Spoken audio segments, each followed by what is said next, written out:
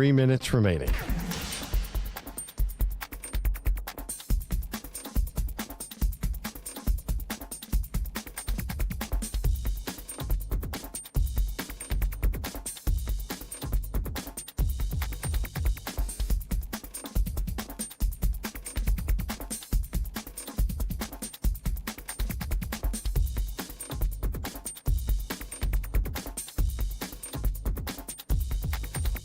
Two minutes, 30 seconds remaining.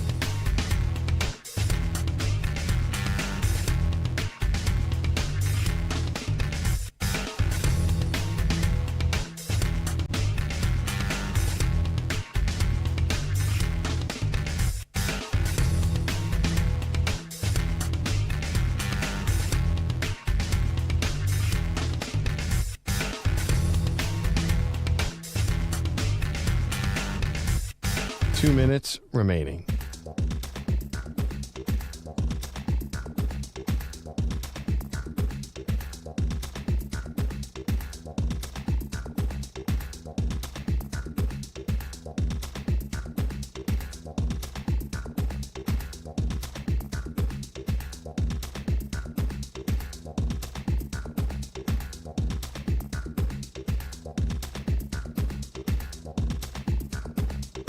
One minute, 30 seconds remaining.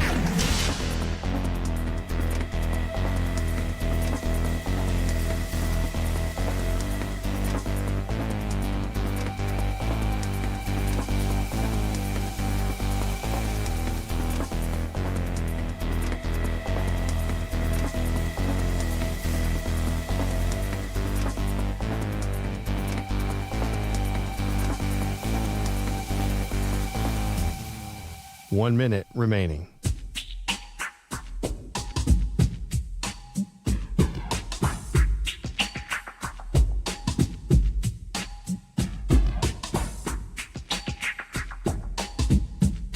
Forty-five seconds remaining.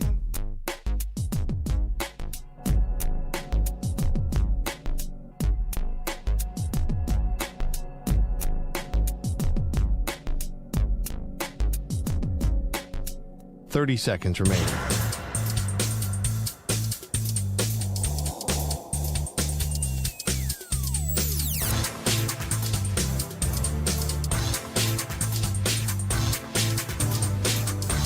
Fifteen seconds.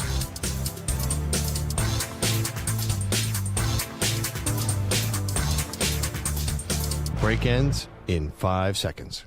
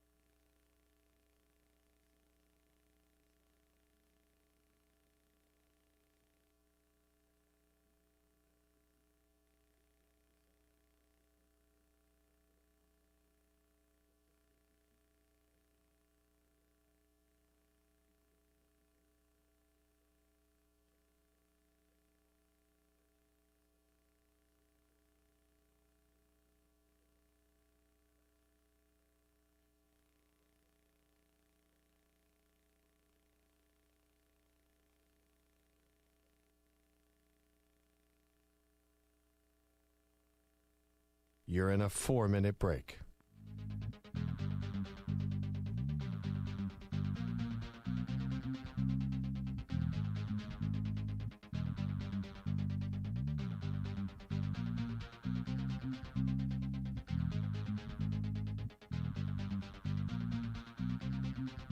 Three minutes remaining.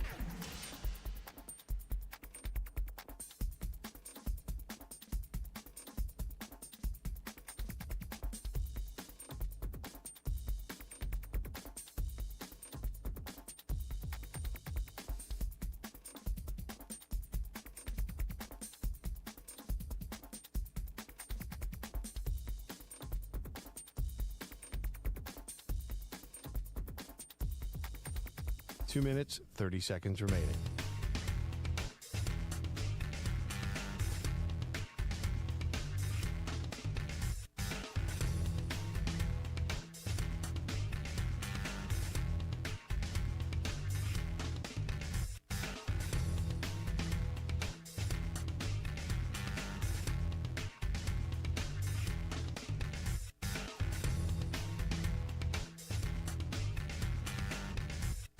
Two minutes remaining.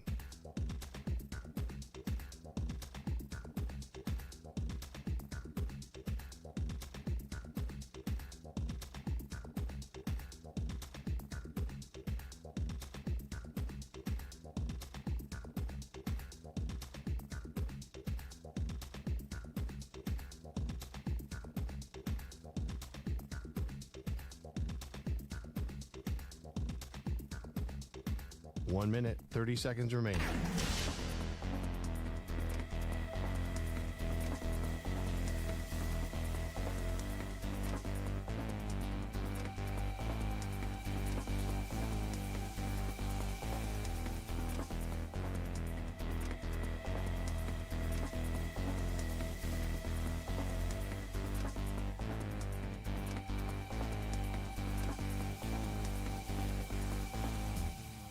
One minute remaining.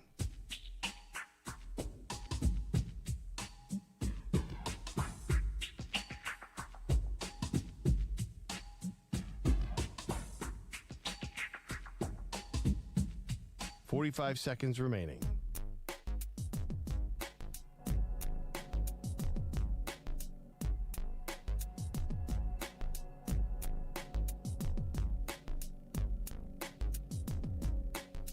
Thirty seconds remaining.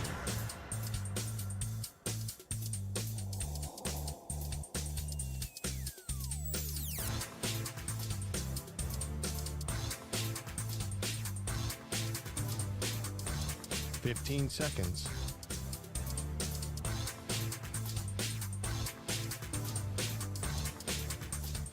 Break ends in 5 seconds.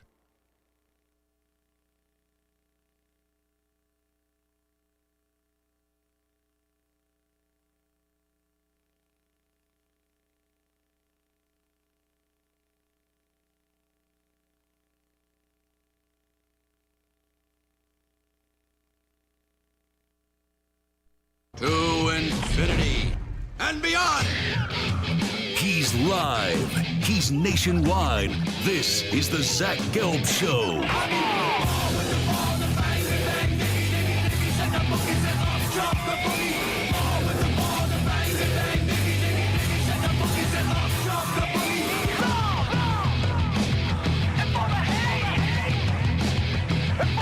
Here's your host, Zach Gelb. Live from the Play Show, yet not overly ostentatious studios of the Infinity Sports Network here in beautiful New York City, sitting on top of the 10th floor of 345 Hudson Street. For one final time, welcome on in to a Friday edition of the Zach Gelb Show across all the great local Infinity Sports Network affiliates, Sirius XM, Channel 375, the free Odyssey app, the iHeartRadio app, and also streaming live on YouTube. Yes, we have made it to the final day. We announced that we are leaving the network at the end of the year, and today will be our final day doing the show, and I can't thank you enough from the bottom of my heart for all the support throughout the years.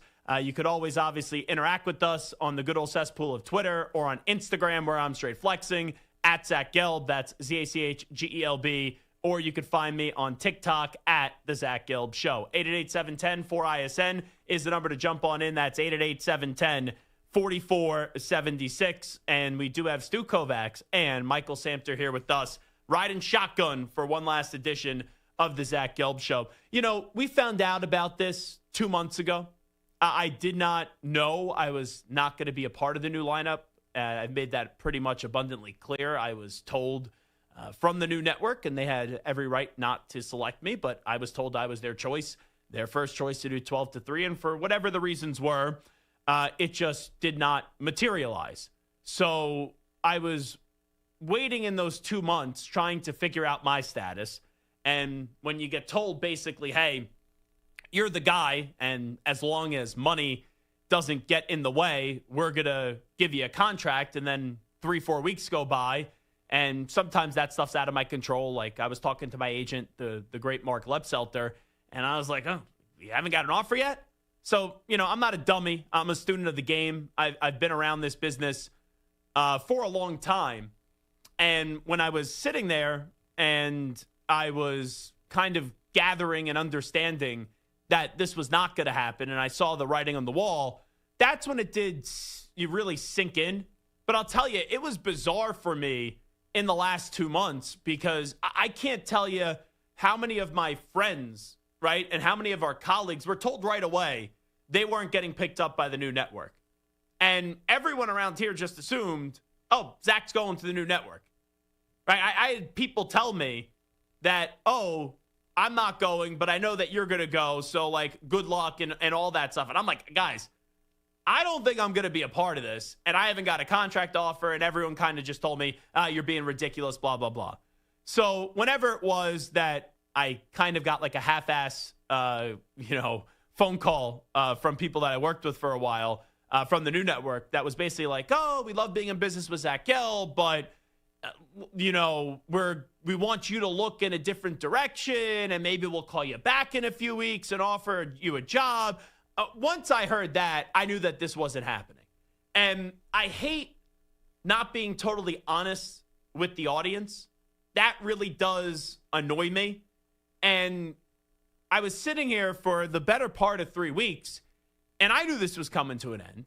Stu knew this was coming to an end. And Samter knew that this was coming to an end. But with that being said, I didn't want this to be a 3-week send-off. I didn't. I made my announcement on Monday. I was blown away by the messages I received. People, DMing me and tweeting me and however you may be and telling me, hey, I've been listening to you since you were at Fox Sports 920 The Jersey.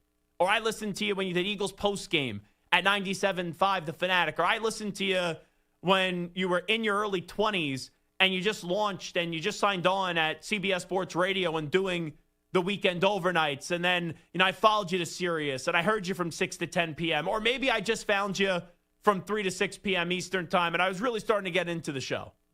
And however you listened, whenever you listened, however long you did listen for, I thank you. Because, in life, a lot of people, they wake up and they have to go to work, right? Like, I got to go to work. I got to do this job that I don't really love. And for 8 years, I've been able to do a job that I loved. We're sure at every job, you have some bull bleep. I actually wanted to curse there and make Stu kind of frantically sweat out one more time and have to press the dump button, but I won't do that because Samter's daughter's in studio, and I don't want to curse in front of Alexandra. But what I was saying is there are times where people get up to work and they don't love their job. For the last 8 years, whether it was coming into the studio in the middle of the night to do 2 to 6 a.m. Eastern time, walking in the studio at 4 o'clock to get ready for a 6 p.m. Eastern time show, or walking in here at noon or 1 to get ready for a 3 p.m. Eastern time show, does everyone have moments at their job where they get frustrated? Does everyone have the bold junk that goes on at their job where you say, oh, man, I got to deal with this person today, or I got to deal with that today? Sure. Happens in every business. Happens in every industry. But every time I left my New York City apartment to walk or take the subway to the studio, I said, man, I get to go talk sports today. And that's just something I love to do. And that's just something, I can't describe it. There's just a certain passion when I walk into these studios and that light goes on and it says on air, there's a certain passion that just runs through my body and overtakes my body and puts a smile on my face. And since March of 2018, I've been able to be here at this network outside of 3 months where I left for a football season to go work at Sirius. I've been here at this network. And a lot of times when you're doing a national show, you don't know who you're talking to.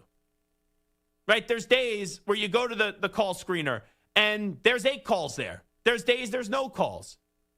But at this network, there is a bond. At this network, there is a connection. And I don't care what people write.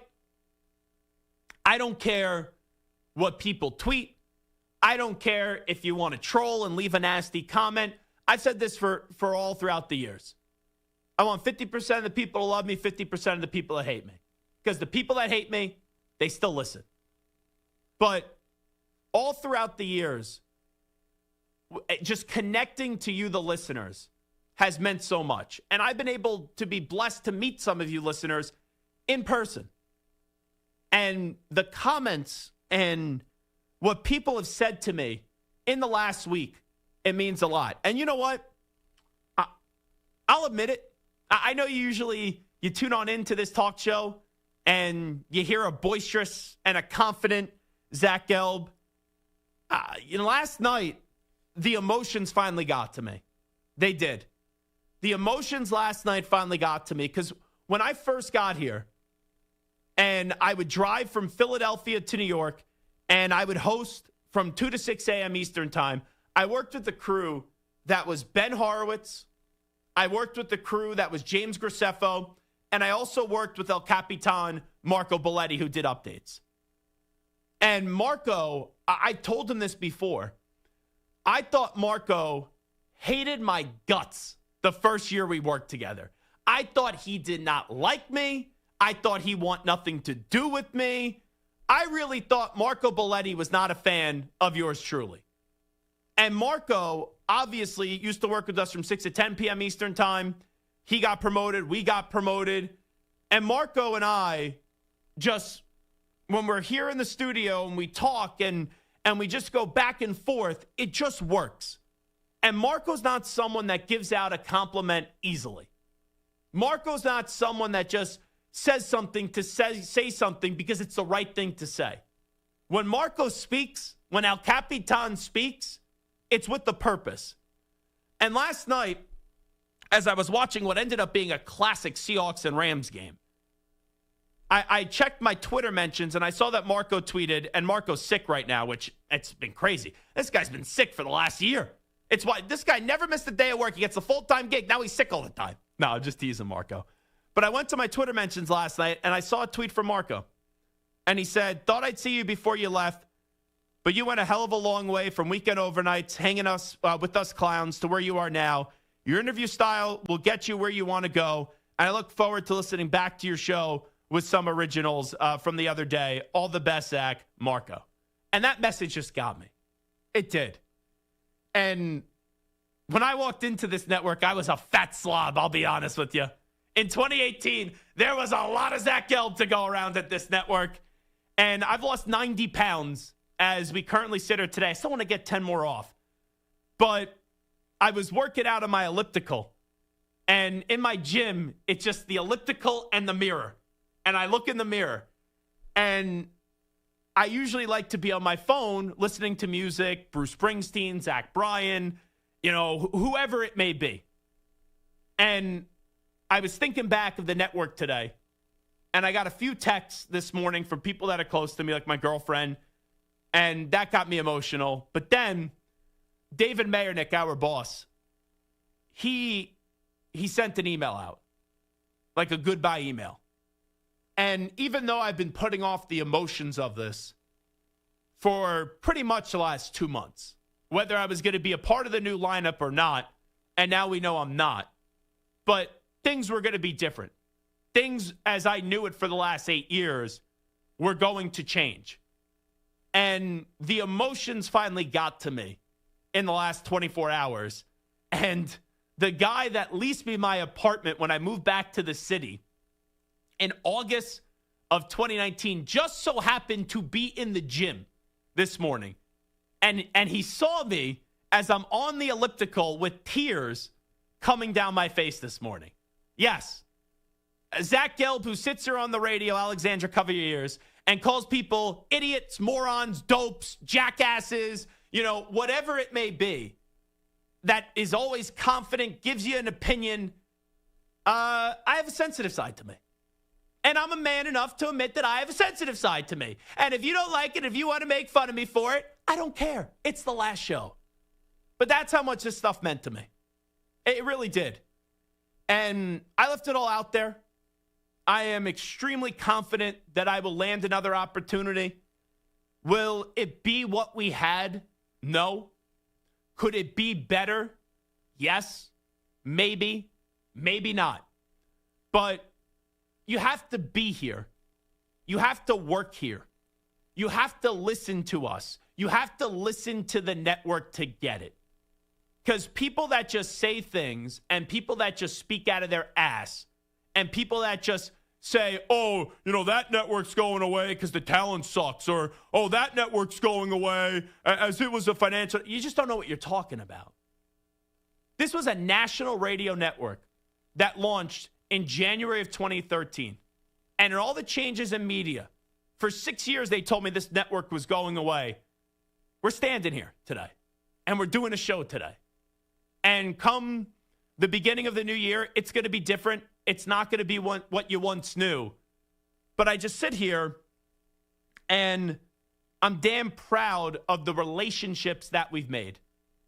The careers of people that started on this show, trained on this show, and work in this company or work elsewhere. The way that there would be a big event, and we'd be able to get some of the biggest guests in the country on. Bruce Arians goes to the Super Bowl, wins an NFC championship game on a Sunday. He's on with us on a Monday. Like stuff like that. And that's what I'm going to miss.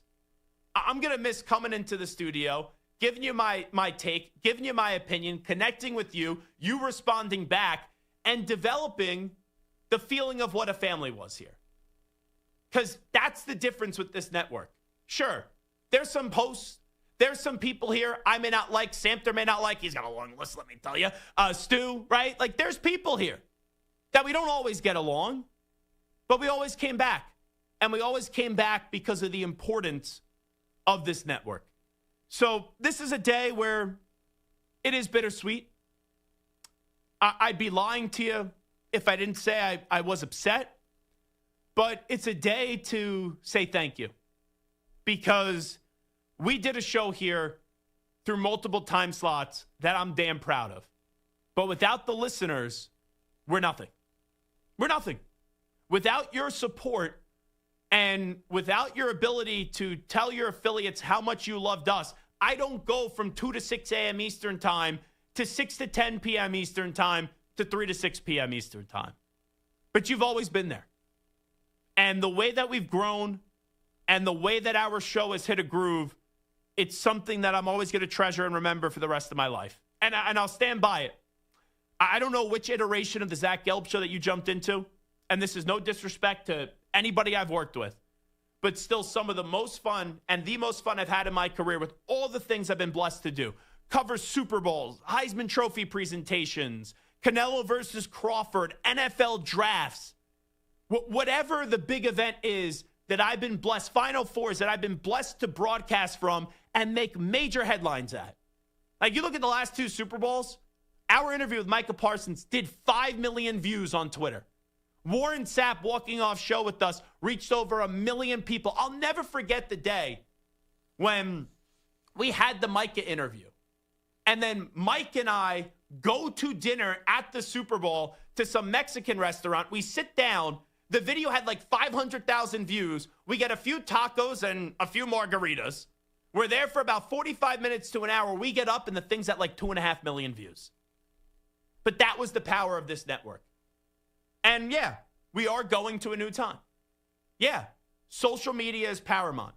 And that's what I think I bring to a network is my work ethic, the ability to get big guests, the ability to create a community, and then also a way where our show could be a main topic on First Take. Our show could be a main topic with Skip and Shannon. Colin Cowherd has to credit, right, at the time, CBS Sports Radio, the Zach Gelb Show. And that happened a lot. It did. So I sit here today, and we'll do some sports talk. Don't you worry. We'll have fun along the way. It's not all going to be doom and gloom. But I sit here proud of what we've been able to do. And I would be remiss, and I'll say it many, many more times before this show ends. Thank you, thank you, thank you. 888-710-4ISN, 888-710-4476. And let me just wrap up the thought because I don't think I even concluded the thought. The most fun I've ever had in my career, by the way, I never concluded that thought, is doing the weekend overnights. It's the most fun I've had in my career. From all the events that I've been able to go to, the weekend overnights, coming in here at 23, 24, doing a show across 300 stations around the country in the middle of the night, and just the late night callers, the truck drivers, all you guys, Gerald in Houston that would used to call in, Mitch in Miami, chilling like a villain, Cody from the West Coast, all you guys. Hippie, Zach, you're the future. Oh, that guy. I remember he was once lying in bed with a girl and he put her on the show for crying out loud. Some of the most fun I've ever had. And that really did springboard my career. 888-710-4ISN, 888-710-4476. Let me go to Rochester. Lou kicks things off on the final Zach Gelb show. Sweet Lou, what's happening? And Zach, I'm getting a little emotional. I really appreciate you, man. I want to thank you for treating me with courtesy and professionalism like you do with all your callers. And, I may not have always agreed with your takes, but they were always interesting. And you always gave a fair opportunity to everyone to make a point. And I'm going to miss you, man. And, I wish you well. Thank you, Lou, and really appreciate it. And whether you agreed or disagreed, it didn't matter. You were there, you supported, and life would be boring if we just agreed on everything. Thanks so much, Lou. Let me go. Oh, this one's going to hit me. Rob in Connecticut. Rob, you're next up on the Infinity Sports Network with Zach Gelb. How are you? Oh, damn, Zach. I didn't think I was going to break down, dude. Oh, my God. I don't know if you heard me talk to Bart last night, but being blind and losing my eyesight 3 years ago, and the last game that I ever was able to see was a 13-second game. What a hit. What a gut punch that was.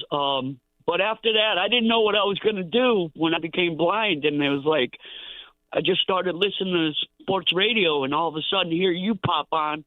And I was like, I love this guy. You're real. You tell it like it is. You're funny. You talk about food. You had me at lasagna for Thanksgiving. I wanted to come over. You're awesome. And I mean, Stu, Mike, everybody at Infinity Sports Network, your voices are my vision. You give me sight whenever I used to listen to you about games and whatever was going on in the sports world. I don't know how I'm ever going to be able to catch up with you because it's hard for me to go on and see like YouTube or anything in vision. I just need to hear it. And one of the things is I'm going to miss your show, your voice, your personality, your humor, everything. You mean a lot. You're already Chanel, kid.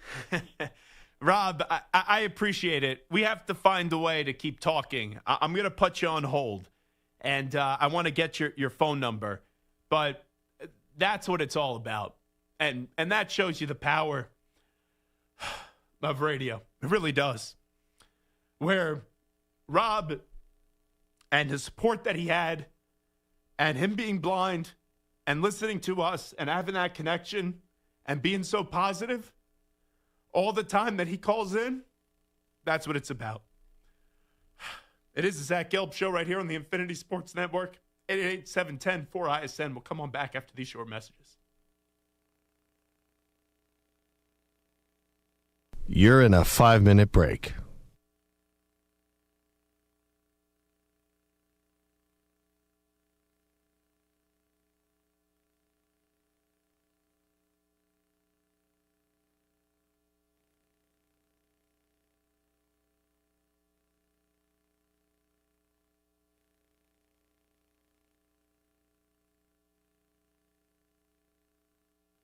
Four minutes, 30 seconds remaining.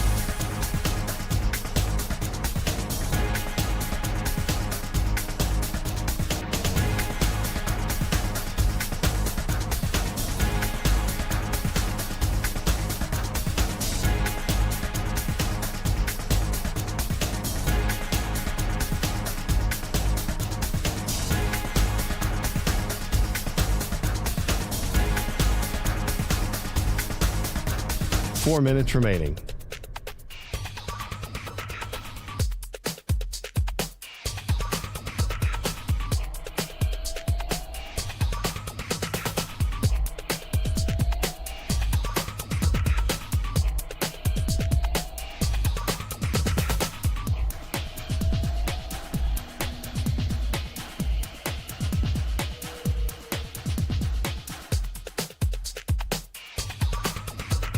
Three minutes, 30 seconds remaining.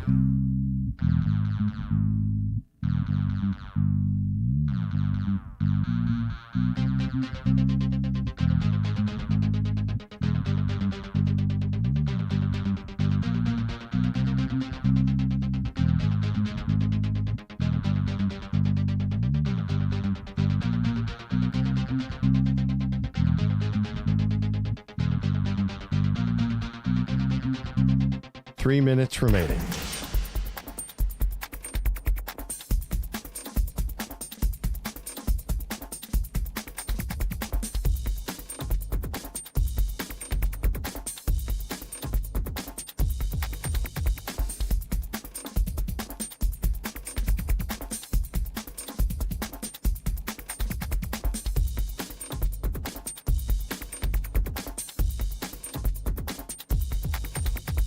Two minutes, 30 seconds remaining.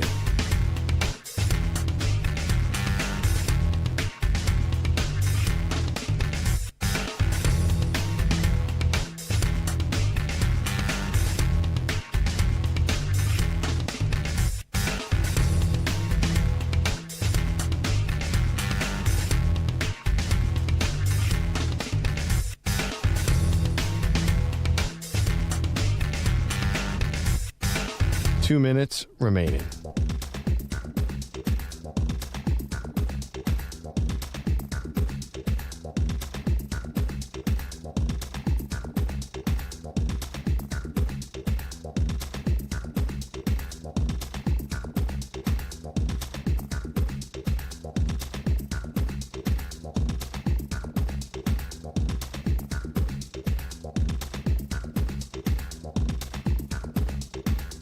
One minute, 30 seconds remaining.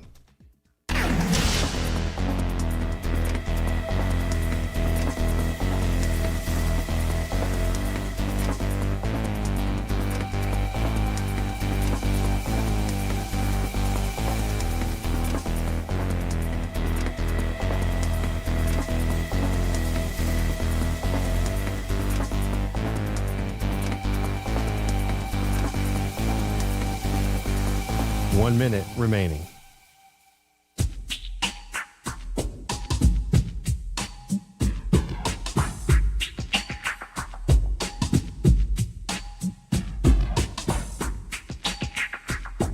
Forty-five seconds remaining.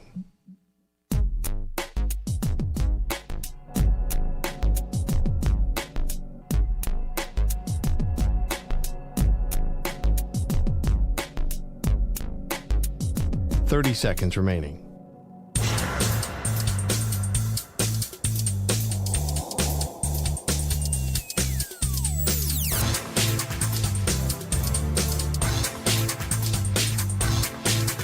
Fifteen seconds.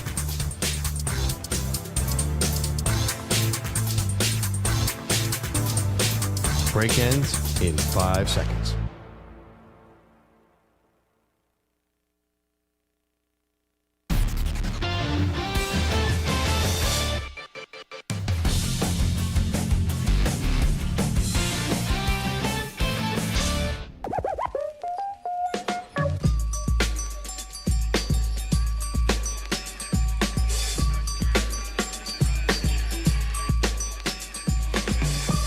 listening to the Zach Gelb Show on the Infinity Sports Network. Psych Mampter has predicted our next jobs, by the way, everybody. Stu, you are hosting a podcast with Ryan Hickey. The Kush and the Mush podcast. Samter is a drunken elf in front of a Christmas tree, but he looks like he's about 7 feet tall. So I don't know what kind of surgery Samter got done. And then it says here, breaking news, Patriots hire Gelb as general manager. So I'll take that. Be a lot less stress. Be a lot more money, too, if I ended up being the next general manager of the New England Patriots. 888-710-4ISN, 888-710-4476. Let's go to Mike in Denver next up on the Zach Gelb Show. Mike, good afternoon. How are you? Zach, thank you so much for taking my call. First of all, I want to say I'm a first-time caller, but I started listening to you around 24 years old, around 4 years ago, and 29 years old now, and I do have anxiety, but your show really helps me work through that. And, you know, you've had an enduring impact, and you've had a very unique and memorable show, and I had a couple of quick questions, if that's okay. I've always wanted to ask you. So, first of all, what were your biggest goals when you were first starting out in talk radio? And second of all, how do you feel younger people can be brought back to traditional talk radio, sports talk radio? Because I think you have to be unique and memorable on radio, because if you're just doing the same thing as everyone else, you're not going to be very successful for very long. So, yeah, I just wanted to kind of ask you that. Mike, really appreciate what you had to say and really appreciate the phone call. Here's what I'll say. And I was recently talking to a rival radio executive. And when I didn't know if the guy knew me or not.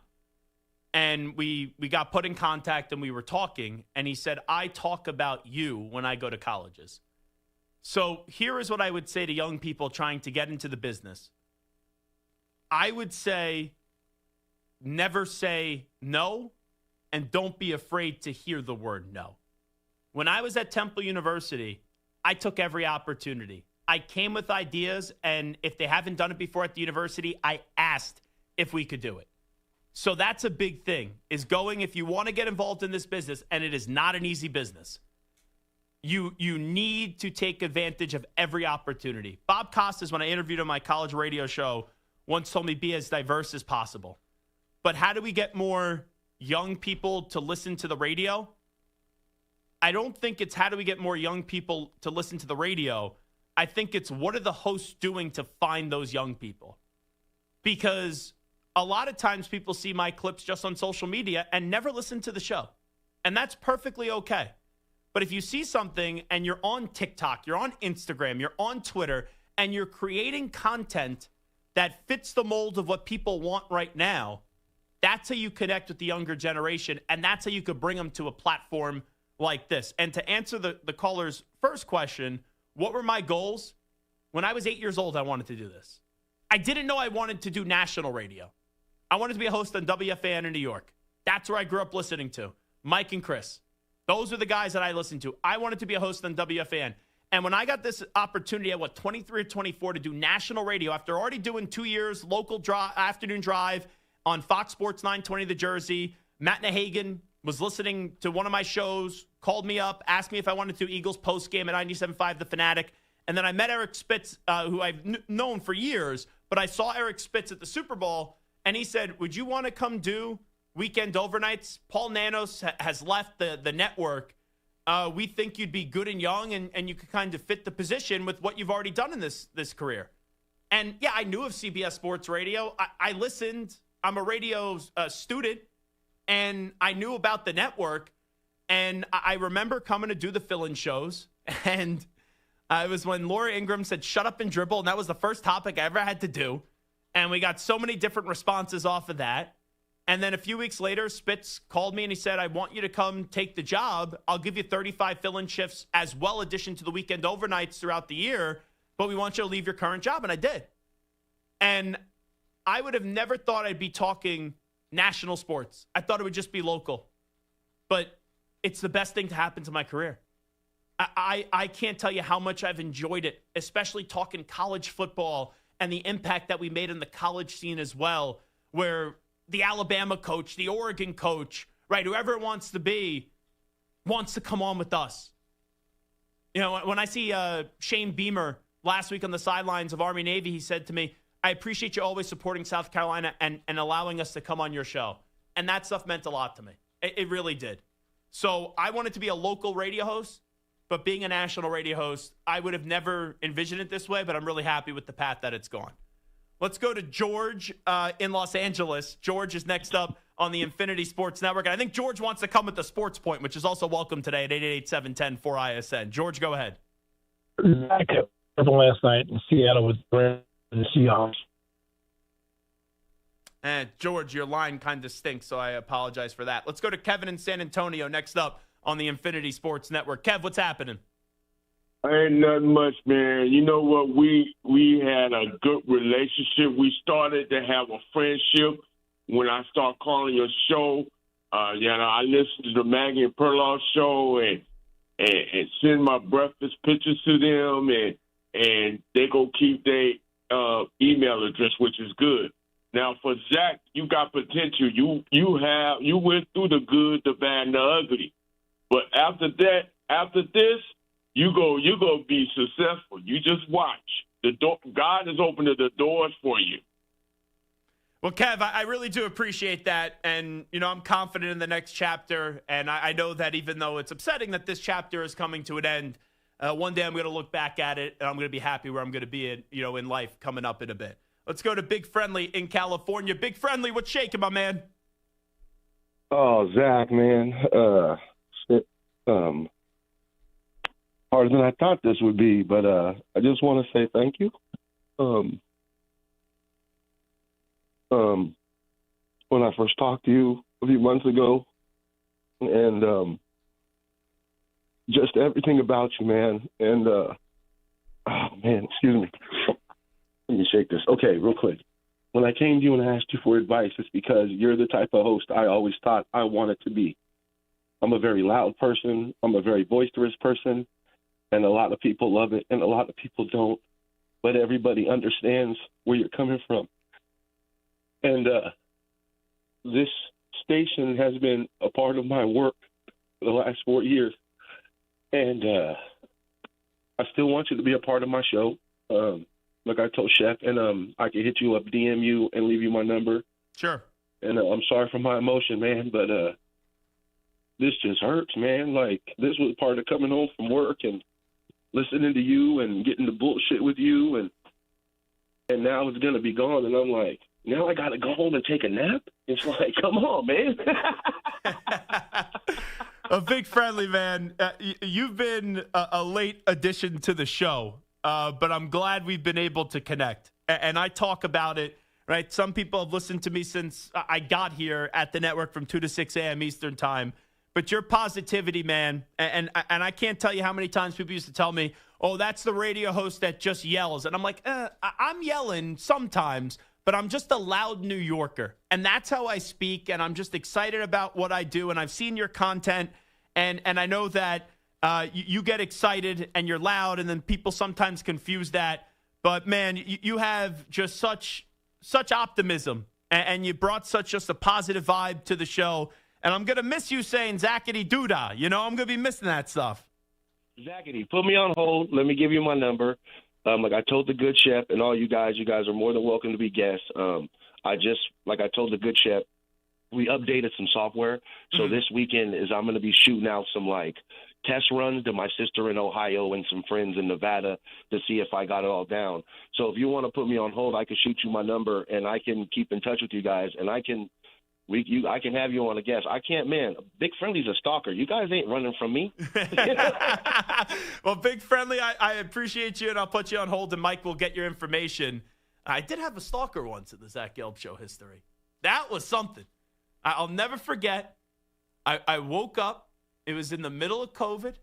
I had the vid, as the kids would say it, and I got a text the night before from just a listener. Someone texted me, hey, And they're like, I heard you have COVID. Just want to wish you well. And I didn't have the number, so I did one of those things, CeeLo, where I'm like, oh, I just got a new phone, even though I didn't really got a new phone.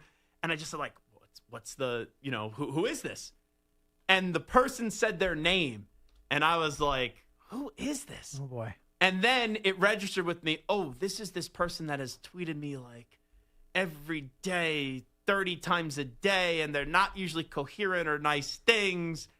And the lady said, I just want to let you know I haven't been nice to you, and I want to apologize. And I was like, all right, like, appreciate you reaching out. Thanks. How'd you get my number? And she wouldn't tell me whatever. Yeah. The next day, I roll over. I'm not kidding, 1,000 text messages and 45 missed calls. Oh, boy. So I had to tell Spike, and she was like ranting about me and Andy Gresh. I don't know why it was me and Andy Gresh, but that's what she was ranting about. And I told Spike, and Spike said to me, do you think there's a 1% chance that she could show up at the studio at the end of the show? And I said, yeah. He goes, then I got to call the police. I never heard from her ever again after that. I guess Spike took care of it. Yeah. Those skinny jeans and trench coats that he used to wear, I guess Spike was the mob, and he took care of it with Visually the authorities. misleading, but, he packed a punch. Let's go to Michael in Las Vegas before we get to the sports update. Mike, what's happening? Hey, Zach. I'm not going to cry, Roy. I'm Jerry Maguire. Show me the money. That's what I say to the next employer. I'm not going to cry, Roy. I want to tell you 4 things that I like about you. Only one's like the highest, but no particular order. I love when you talk about food. I love when you yelled at Rob Manfred during COVID. That was the best. You challenge authority, and that's the way I'm at work and gets me in trouble. But you helped me get through COVID. I liked when I remember the sentence you said, why are there unreviewable plays in the NFL? And you said, if we can get it right, let's get it right. And I think your words are coming back because I think they're going to install pass interference next year, which they have to. So you called that. But your best feature, in my opinion, is the way you ask questions when you're interviewing people. You're amazing. I don't know where you learned it, but we love when you interview people. I'm going to speak for America because you ask these great questions and your interviewing skills is amazing. Like I said, I don't know where you learned it, but it's amazing. Not going to cry, Roy. I wish I had your email because I'm the one who has that college plan for the playoffs. Okay. And I really like it. Well, you know what? I'm going to put you on hold. Mike will get your email. I will email you. But Mike, I appreciate it. And yeah, during the pandemic, when I was ranting every other day about Rob Manfred, Christopher Mad Dog Russo, right, who's an idol of mine, he was doing his show one day, and he goes, "Everyone's bashing Manfred. Adam Shine, Zach Gelb, who he?" That's what he said. And I texted Dog. I go, "How did you hear my Manfred rant?" And he goes, "The big guy chimed in about it. Rob Manfred heard my rants during the pandemic when I did not say such nice things about him, and I guess communicated it back to Christopher Mad Dog Russo." And I knew we reached a lot of people. It was one thing when Bob Wiley said he got fired in a hospital bed by Freddie Kitchens, and then Freddie Kitchens had to answer about that in a press conference, or McNabb would come on, and then Lane Johnson would have to respond to it in the Eagles locker room. But when a commissioner got impacted by that show, that to me was really something. And only one of the commissioners ever joined us. Outside of the president of the UFC, Dana White, I'm talking about the 4 major sports. Dana's always been great to us. But Gary Bettman used to come on a lot. Moist Pork, Cody, Paulie, we'll get to you on the other side. 888-710-4ISN, 888-710-4476. Update time. Here's CeeLo. Infinity Sports Network Sports Flash. All right, Zach, brought to you by Old Trapper Beef Jerky. Old Trapper, what's your beef? Well, college football bowl season is here. We've got second quarter. Gasparilla Bowl right now. NC State leading Memphis 24-0. Earlier, Western Michigan handled Kennesaw State, winning the Myrtle Beach Bowl 41-6. Coming up tonight from Norman, college football playoff gets underway with Oklahoma hosting Alabama in the 8-9 matchup. The Sooners a short favorite on their home turf. The Los Angeles Angels agreed today to a last-minute settlement with the family of deceased pitcher Tyler Skaggs after jurors, following more than 2 days of deliberations, sent questions which suggested the verdict might go in the family's favor.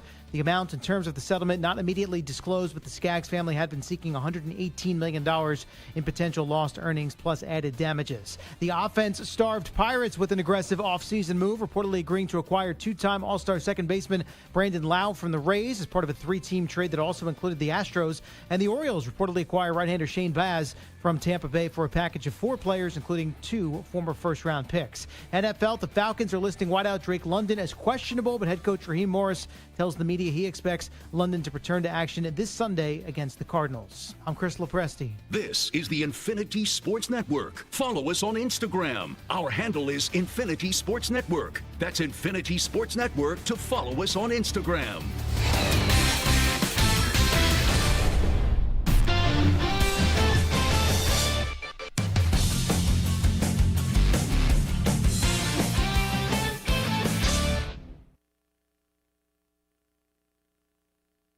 You're in a 5-minute break.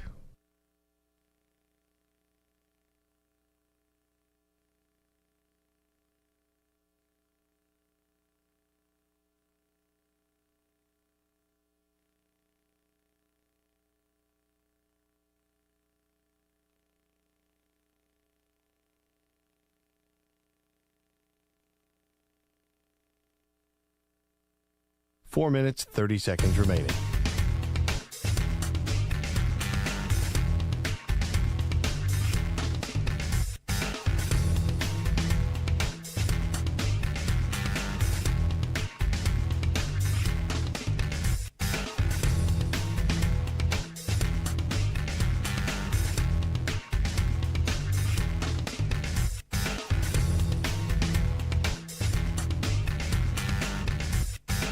Four minutes remaining.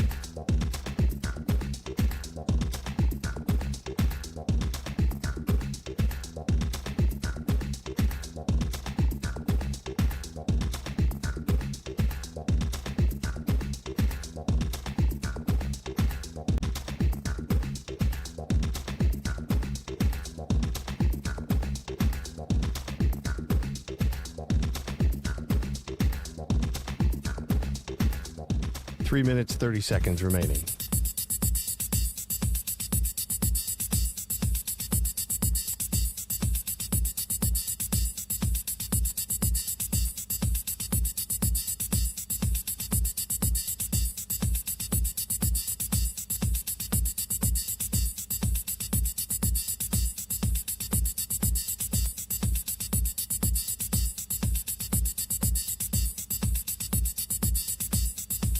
Three minutes remaining.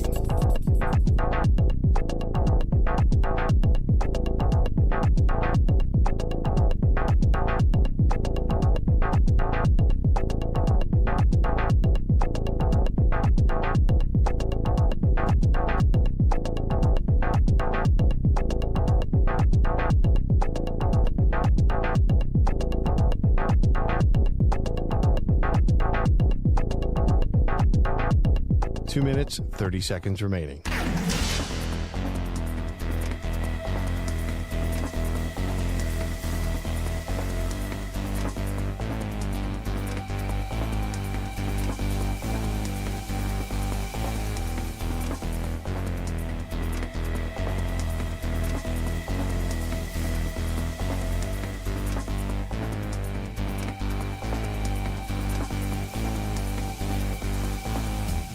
Two minutes remaining.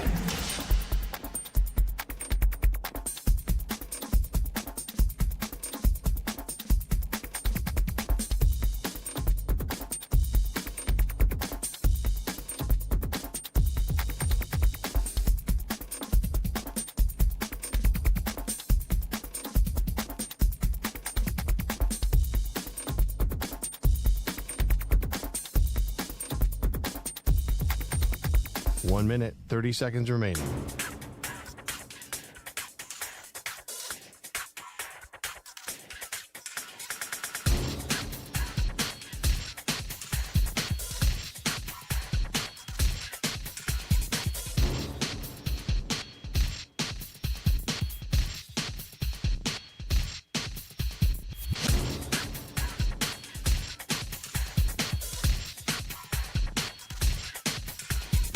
One minute remaining.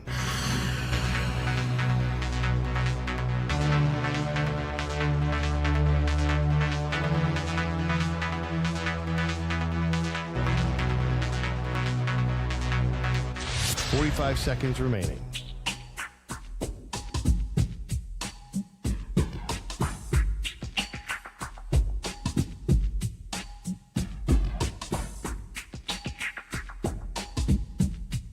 Thirty seconds remaining.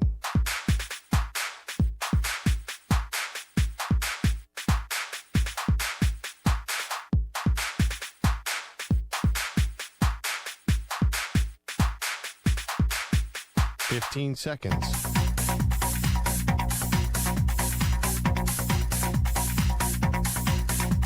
Break ends in 5 seconds.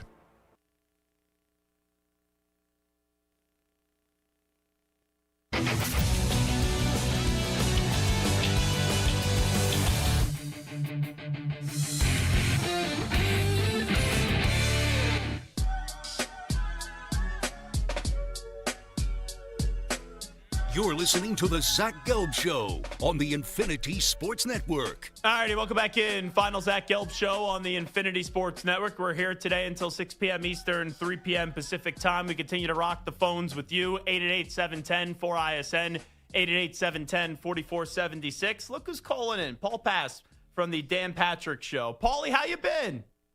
I just want to assure everybody that I'm not going to get near as emotional as that last caller before the break. I mean, this. Let's not kid each other. I mean, I like you a lot. I think you're a funny guy. But and the other thing I want to say, this is actually the first time I've listened to the show. I think it's going to be great. I can't wait to. Well, let me tell you, coming up on Monday, we're going to have a good segment for you. We'll have a good lead on Monday. All right, tell Dan to listen to. No, I wanted to call in, and it's. I think you know how I think about all the things that have been going on lately, and I think you just do a fine, aggressive, smart, creative, inquisitive sports radio show for a long time, and I don't throw that around a lot. I'm pretty, I guess you'd say I'm maybe a little snobby with sports radio. Well done. Just well done. Thank you. No, and I'll tell you, the first time I met you, and a lot of people think we just got connected through Perloff, but it was actually when I had Aaron Donald on and his publicist stepped in, and you guys were doing a whole segment about it. And I remember tweeting you, hey, I just want to talk about Qualcomm. And you didn't even know me at the time. And you're like, oh, that Zach Gelb guy just gets it and he has a sense of humor. That's the first interaction I've ever had with you. Yeah, I like when people reach out of nowhere and not like, hey, how you doing, or nice to meet you, or I'm a fan of the Dan Patrick Show, or whatever it may be. Just like, let's just poke the bear. Let's have some fun with the Matt Harvey interview or the Aaron Donald interview. That was a lot of fun. Yeah, no doubt about it. Well, I really do appreciate you calling. And obviously, in terms of national radio, what you guys have done and what you guys have built is the standard. And I know, right, the community that you guys have is a special one. So thank you. I really do appreciate you calling in and saying the nice things, knowing where the bar is set all the way at the top when it comes to the DP show. I appreciate that, but I want to say some things like, I first time I heard you on air maybe 4 years ago, I would guess 3-4 years ago, I didn't really know how old you were, and I'm terrible at guessing people's ages, but I found you to have a really strong confidence in asking questions, and I think it takes a lot of people a long time to get there. I get to work with Dan Patrick every day, so with our show, the Dan Patrick Show, Dan's somewhat emeritus, like he could ask what he wants, but he started asking good questions, direct questions years ago, and it's great to have a host because we all discuss the questions and do things, and I think that a lot of sports radio hosts, they, just like this answer I'm giving you right now, are very long-winded, and they don't get to the point. They don't get to the point of their question. And I'm trying to do a long-winded compliment, so that's acceptable. But a lot of people, when they host sports radio shows, they hem and their haw and they haw with the question instead of saying, "Hey, why'd you do that the other day?" Or, "Hey, why did you get rid of that quarterback?" Or, "Hey, what are you going to do with this franchise?" And let the guy talk. So I'm 31, but I think I learned a lot when I interned with Angelo Cataldi. Like my dad producing Mike and Chris, I grew up around the business. I got such a great education just being around and seeing it be able to be done. And I was doing interviews in my basement on a high school radio show. I remember I Facebook messaged Gronk, and he got back to me and sent me his number in Gronk's rookie season. So I always had the inclination to want to interview. But something that Angelo once said to me, he goes, you don't do the show for the athletes. You don't do the show for the coaches or for the teams. You do it for the listener. And that really stuck with me because I want to ask questions that the listeners want to hear answers to. And that's the way that I've always just approached it.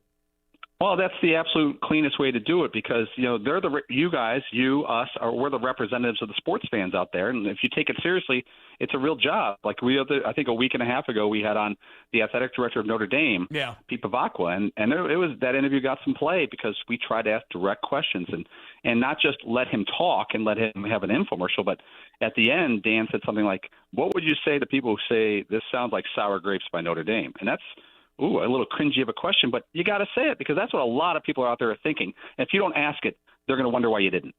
100%. Hey, Paulie, really do appreciate you calling on in, and I always appreciate our friendship and the kind words. You too, and I ordered my Zach Gelb T-shirt. I got a medium in the mail, so I'd like to exchange it for a large. So if I could get that going, I'd appreciate it. Just contact Andrew Perloff. He's now our new head of marketing, so he'll take care of that request for you, all right? Always reach out to the Perloff. Take care, man. You got it. Thanks so much. That means a lot. Because even though I grew up listening to local radio, Mike and the Dog, Boomer and Craig, my first real introduction to national radio was Mike and Mike, if I'm being honest. But listening to the Dan Patrick Show and finding the Dan Patrick Show, I always thought it was cool when they would put radio shows on TV as someone that was a geek for this stuff. And I always remember watching Dan. And I say this, Dan Patrick is the best interviewer in the history of sports talk radio. And for people to sometimes say, oh, outside of Dan, you do the best interviews, it means a lot to me. And you could learn a lot from a guy like a Dan Patrick, who, when I first met him in high school, we were in a bathroom, the JW Marriott at the Indianapolis Hotel, and I didn't have the courage to introduce myself because I go, no one wants to meet someone in the bathroom. And then when I was working at Fox Sports 920 The Jersey, and he was one of the hosts, obviously the national host, and we were an affiliate, he came on and I asked him, would you have been upset if I would have introduced myself in the bathroom? He said, as long as you would have washed your hands, I would have been good with it. So that's a standard. And then to be able to work with Andrew Perloff the last few years as someone that watched, right, the Dan Patrick Show with the Danettes and McLovin, it was pretty damn cool the last few years to work with Perloff. Moist Pork, Cody, Sully, Ed, I'm getting you into the next segment. Don't you worry. We're coming on back in 5 minutes. 888-710-4ISN, 888-710-4476. It is the Zach Gelb Show. Only 2 more hours left.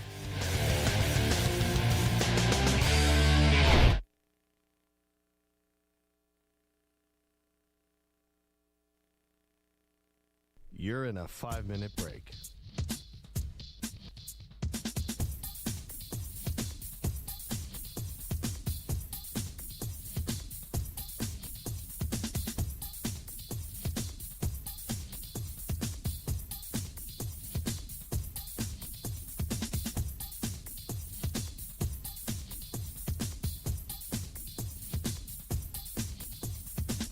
Four minutes, 30 seconds remaining.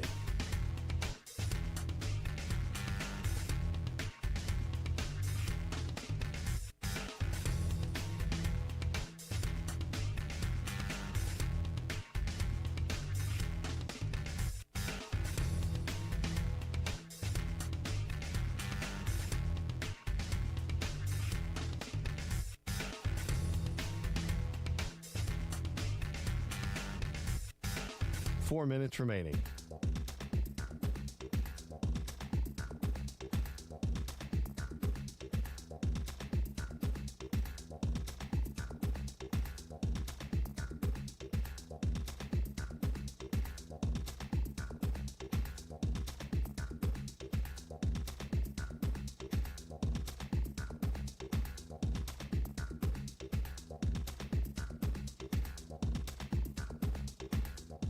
3 minutes, 30 seconds remaining.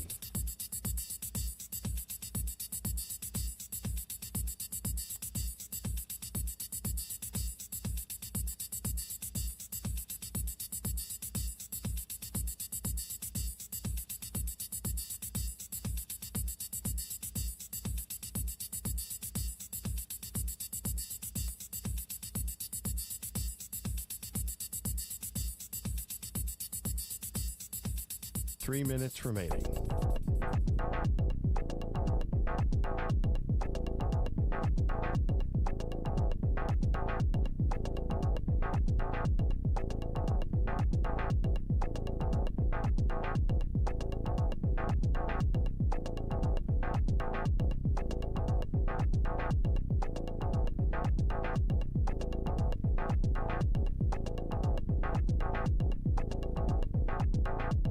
Two minutes, 30 seconds remaining.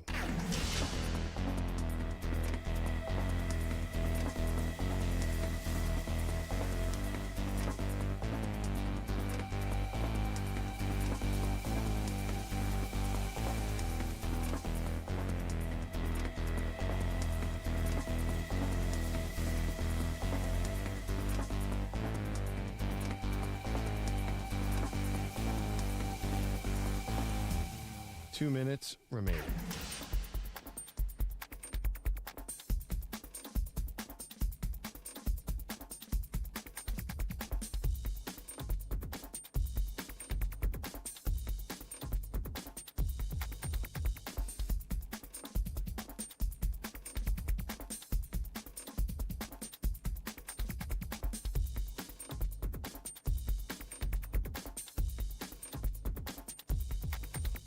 One minute, 30 seconds remaining.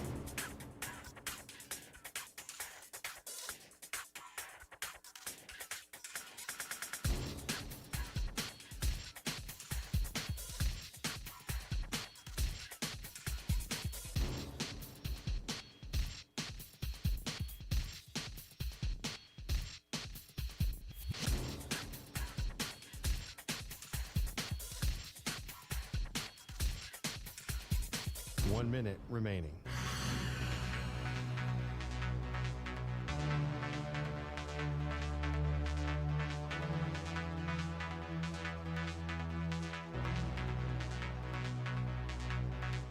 Forty-five seconds remaining.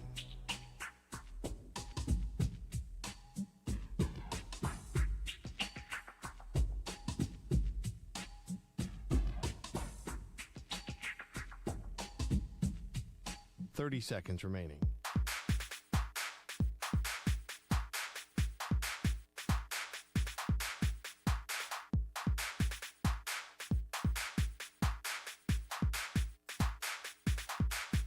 Fifteen seconds.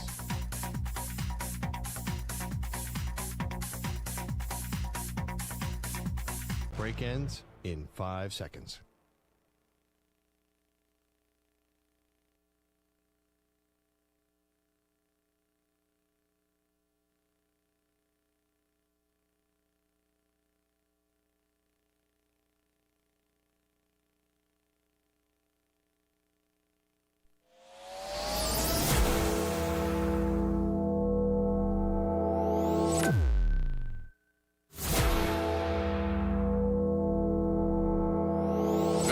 Infinity and beyond. He's live. He's nationwide. This is the Zach Gelb Show. Alrighty, hour number 2 of our radio program. We got 2 more hours to go. That's right. This is the final Zach Gelb Show right here on the Infinity Sports Network. Today is a day where yesterday we kind of did a whole look back at CBS Sports Radio and the Infinity Sports Network with all the former hosts, or a lot of them. Well, today is the day to say thank you to you, because you, the fans, are the ones that really make this show. 888-710-4ISN, 888-710-4476. I've been blown away by the phone calls already. We've already hit the over on the amount of people that will cry, which was crazy. It was at 3.5, and we've had 3 callers and the host, yours truly, already cry. So we are already in on the over for that. Cha-ching. How about that? Cash that ticket. So let's go back to the phones, 888-710-4ISN, 888-710-4476. If you're trying to get in, keep on trying. We will do our best to get to you.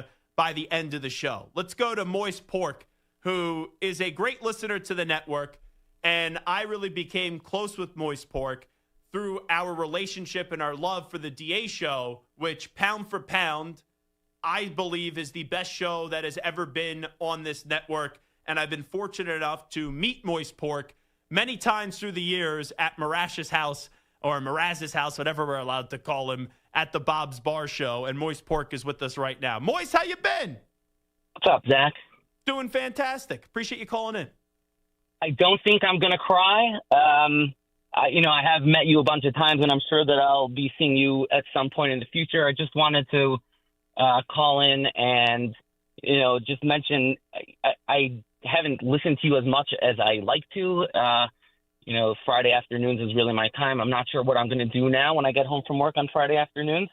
But I appreciate everything you've done. I feel like as I've been watching you grow through your radio career, I feel like a proud older brother, even though you're a lot bigger, time taller than I am.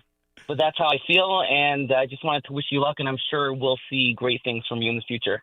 Moise, your support, and there's a certain sector of the audience, whether it's my show or DA's show or whoever's show at the network, that they just have a passion for the community that we've built. And not many people exemplify that better than you, and just your genuineness and the way that you're just kind to so many people. It is always a thrill to see you. I'm sure we'll be seeing you down the road. And also a happy Hanukkah to your family too, Moist Pork. Thank you. One more thing. Can I get a Here We Go brownies for the road? Of course. Do you want the sad version or do you want the all pumped up version? I want the super hyped up version because we got good stuff coming in the future. You got it. Here we go, brownies. Here we go. Hoot, hoot. Appreciate it, Moist Pork. Thanks. Love you. You got it. Love you too. Oh, this guy. This is a throwback. Weekend overnights. Chilling like a villain as he would make some pork tacos for God knows whatever reasons with the munchies, and he would call him with the sports take. Cody and Redding, kind enough to join the show. Cody, what's happening? Zach, I am chilling like a villain, my brother. It is good to hear your voice. It's better to hear your voice, man. To tell you. Yeah, it's been a minute. I did just, it's like I said, it's been probably at least a year or so since I've called in. Still been listening, but when I heard the news, I literally took the day off work today, poured myself a nice little glass of whiskey at 11:59, and just decided I'm going to sit back and enjoy the show one more time. And those weekend overnight rides, I know you said that they were some of your favorite times. I'm going to let you know they were really some of my favorite times, just sitting in the garage, after a Saturday of football. And, I remember the first time I heard you, I was listening to CBS Sports Radio, and I was listening to Pharrell, and I was like, he sounds like he smoked about 30 cigarettes today. And he just totally intrigued me and started listening to him. And before I knew it, there was this young guy on there who sounded like he was about my age. And he actually had some good sports takes because I found, there weren't a lot of people around my age at the time, because I believe I'm 1 year older than you, who were really having good sports takes. And I was just instantly drew in, called in, and the rest is history, man. And I just, I've been following you since the beginning, and I'm proud of you.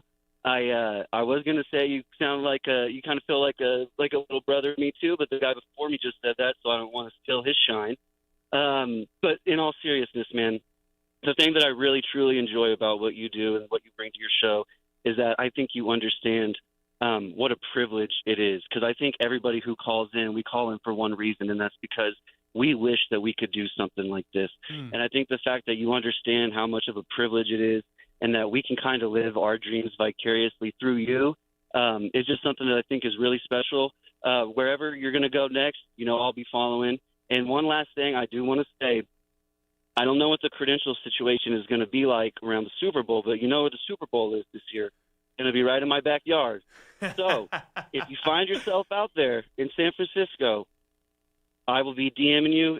I will take you out. We'll get lunch, get dinner, something like that. But in all seriousness, thank you for everything you brought, man. You brought a lot of really good sports talk and just really good entertainment to my life when, I might have needed it more than I knew. So I appreciate you, big dog. Cody, much love.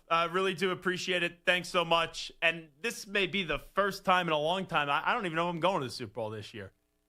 And that used to be our event. Whether Samter and I, there was days where we agreed or disagreed. The times where we were on the same page were at the Super Bowl. And that's when Samter was at his best and I was at my best. And we did, for the resources that we had, I would say the best job out of any show in the country at Radio Row. And if you don't believe me, look at the last 2 years. The headlines we made at the last 2 Radio Rows, I thought were some of our best work and also some of the most recognition that we got. Like, I was walking down Bourbon Street and I was getting stopped. People were buying me drinks at the bar after the Warren Sapp thing. And then clearly the Micah Parsons thing took on a life of its own as well. But Samter, seriously, you at the Super Bowl, one year I had to tell him, hey, don't throw the chair. We're publicly, I know you're upset that the owner of the Falcons is running late and Arthur Blank, but you can't throw the chair. We're in public.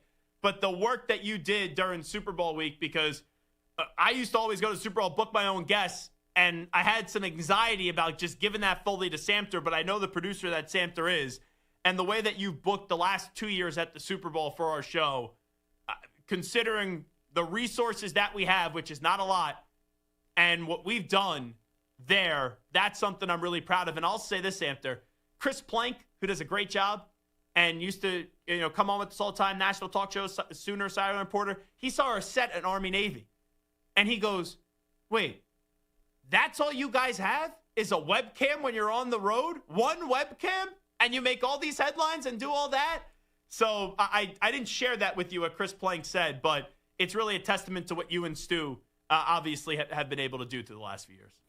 Yeah, I mean, I couldn't have done a lot of this without Stu. Stu is the best I've ever worked with in this industry as a right-hand man, or I guess since he's on my left, a left-hand man. But, if you hear someone screaming, help me in the background.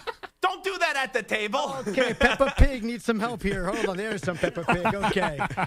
Loading. Pay the bill. The bill. But you know what, though, man? Outside of flipping a chair when a PR guy forgot to change the time difference from Eastern to Pacific. Oh, yeah. And we were supposed to have Will Levis on. That's who it was, the Mayo boy. And he calls me up. He's like, hey, Will's waiting for you. Where are you guys? Like, what do you mean he's waiting for us? He's not coming out for 2 hours. Yeah. But, yeah, we had some great times, man. Micah Parsons, the Ice Bucket Challenge with Matt Ryan was awesome. That was great. Paige Sporonic, hello. That was one of my favorite of all time. We've had some your daughters around. And not just what we did on the air, man, but, like, we always ate the best food whenever we went on any of these trips. Whether, we went to Pizzeria Bianco or we had our guy take us to some of the best Italian joints in Vegas, our boy Sully. We ate like kings whenever we went on the road. And not only that, the other thing is, because of my interview style, I sometimes ruffled some feathers. And there would be some Super Bowls where there was one company in particular that was not happy with me with how the Deebo Samuel interview went down. And I did not appreciate what that company did, because they would schedule interviews with Mike, and then they would make up an excuse 2 hours before why they can't come on. And then they would be like, oh, well, it's really because of Zach. When Mike would press him, it was because of Zach and the interview with Deebo. Then why'd you schedule it? And I kind of bit my tongue on this for a while, but what Panini has done was disgusting. Like, don't schedule Drake May with us and a few other people with us, and then 3 hours before we're supposed to do the interview go, oh, well, because of Zach's interview with Deebo, we didn't appreciate that, and then you cancel on us. And let's be real. Walter Cronkite could have been doing the interview that day with Deebo Samuel, and it wouldn't have mattered. Because Deebo just didn't want to do the interview. So that is what it is, but it didn't always create the easiest thing for Samter, because he would have some of these guests lined up. We're live at the Super Bowl, and then 2 or 3 hours before we're supposed to do the interview, they would pull the carpet out from underneath us. 888-710-4ISN, 888-710-4476. Samter, you didn't think I was going to tell that story today. Neither did I, but it came up in I'm glad you did, because if you didn't, I was going to, because The last mic. Yeah, there's a level of professionalism, and you've done so much good work throughout this industry. And whenever we have guests on who are promoting something, I've never worked with somebody who is more in tune with making sure that a guest gets what they're looking for. Mm-hmm. And for one company like that to hold one stupid interview where it wasn't your fault, where a player was acting like an idiot, and to hold that over you for 2 or 3 years, and to not just to book guys and then to cancel them, but to do it last second, and then to give BS and nonsense, and to it's not really our fault. The union wants this, and then the agent wants. No, it's BS. Don't climb up our tree and throw something our way, especially Drake May, who's your quarterback, and then pull the rug out from under us because of some interview that you did 3 years ago, and it wasn't even your fault, and it wasn't even at this time slot. It was a completely different show that you were doing. Yep. Yes, it was on the net. You know what? It's thin-skinned players, thin-skinned people, and it just drives me crazy. And I have a good relationship with the guy who, booked those things. Yeah, but it wasn't his fault. I've given him the riot act 2 or 3 times, and as nice of a guy as he is, and he apologizes. But at the end of the day, man, there's professionalism, and then there's nonsense, and that's nonsense. Yeah, I don't think it was his fault. Just to be clear, it was not his fault. He was getting marching orders. Yeah, it was the people that were above him. He was actually trying to help us. I thought the cutest thing of that was Samter's daughter in the background when Samter was getting really worked up, saying, "Yeah, go, Daddy, go." All righty, let's go to Sully in Vegas. Sully, my friend, how are you? Zach, I hope you're able to take in all the love that's coming your way right now because you deserve and earned every single phone call that you've gotten. I wanted to start off first, and I love that I just got to listen to Samter go ham on the microphone because I want to send some love to those 2 fellas behind the glass for all their hard work and dedication. My 2 guys, Samter and Sue, 2 absolutely beautiful human beings that I've been able to get to know over the past 4 years along this journey and sharing some beautiful personal conversations. And I wanted to make sure that they also got some love. Now, Zachary, I want to make sure that you know that I've always loved being able to call into your show. To be able to hang out with you when we're in the same city, whether it's Super Bowl Media Week that you were just talking about, don't forget about the NFL draft coverage, or just when you decided to take a quick trip for a bachelor party to Vegas. We've broken bread a few times. We've had some unreal meals, Vegas, that Samter just talked about at our one Italian spot. Those dinners for me were filled with love and laughter. We hung out at a sports book watching hockey and making fun of the fans behind us that didn't know what they were betting on. They thought they bet the Vikings. Vikings, because it said VKG in the corner. She thought it was the Vikings, not Vegas Golden Knights. Yeah. Or when you and I and our boy McLovin hit a live hockey game during the media week, and we got to watch McJesus on skates, and I got to explain the Pearl. I'm holding the puck, by the way, from that game. Oh, buddy. You know what? If McLovin didn't take it, you take it. Well, I told him. I said, if it's still in the studio today, when I get off the air at 6 p.m. Eastern time, I'm 5-finger discounting that. Please take it. Well, you were there, too, so technically it could be yours. Another thing, Zach, one of the reasons I'm friends with Max Crosby is because you took the time to stop Max after your interview with him. As his people were trying to rush him through to the next spot, you said, "Hey, Max, I want you to meet my friend Sully." That introduction, because of something that Max and I share about, and I can talk about it, Matt talks about it, you know about it, is our gift of sobriety. Max and I have the same sobriety date, March 11th. Mine is just a few years before Max made it. That introduction has created a beautiful bond and friendship that Max and I still have. Max texted me the other day for my regular birthday. But most importantly, Zach, thank you for your friendship. The love and support that you've always shown me over these years is something I'm extremely grateful for. I'm going to miss hearing you from Monday through Friday, 12 to 3 on the West Coast time. But I do know that God has a better plan for you, brother. You have my phone calls. You have my text messages. Anything that you ever need. I don't care what time of day. I don't care what time of night. I'm 3 hours behind. Zach, I hope you know that you can pick up the phone, call and text, and you and I can just talk about real life scenarios. You're great at your craft. The next chapter is the best chapter. but I want to make sure that you know how much I truly love you and how truly grateful I am for our friendship. And Sully, just because this door, because this door is closing doesn't mean anything in the grand scheme of life. And to me, that's a friendship. I love you. And I really do appreciate that. And I just noticed this. I looked down at the calendar. This is how stupid I am. I haven't even looked at the date all day. A big reason why I advocate for what you do and why it hits home to me is when I was in college and I joined a fraternity and we went home for winter break. One of my fraternity brothers didn't come back, and he was a pledge brother of mine. And he got clean during pledging, and then when he went home, he started using again, and he overdosed. And he passed away on December 19th. And that's something, and we did countless charity events through the years. That's something that's always stuck with me. So when I met you, and obviously you have to earn someone's trust to hear about your story. And when I first met you, and I just thought you were Perloff's friend, and I didn't really know what was going on. And then when you open that up to me, it really hit home, not only for my buddy Justin, who passed away, but then I have another family friend who unfortunately went through something similar and lost his life as well.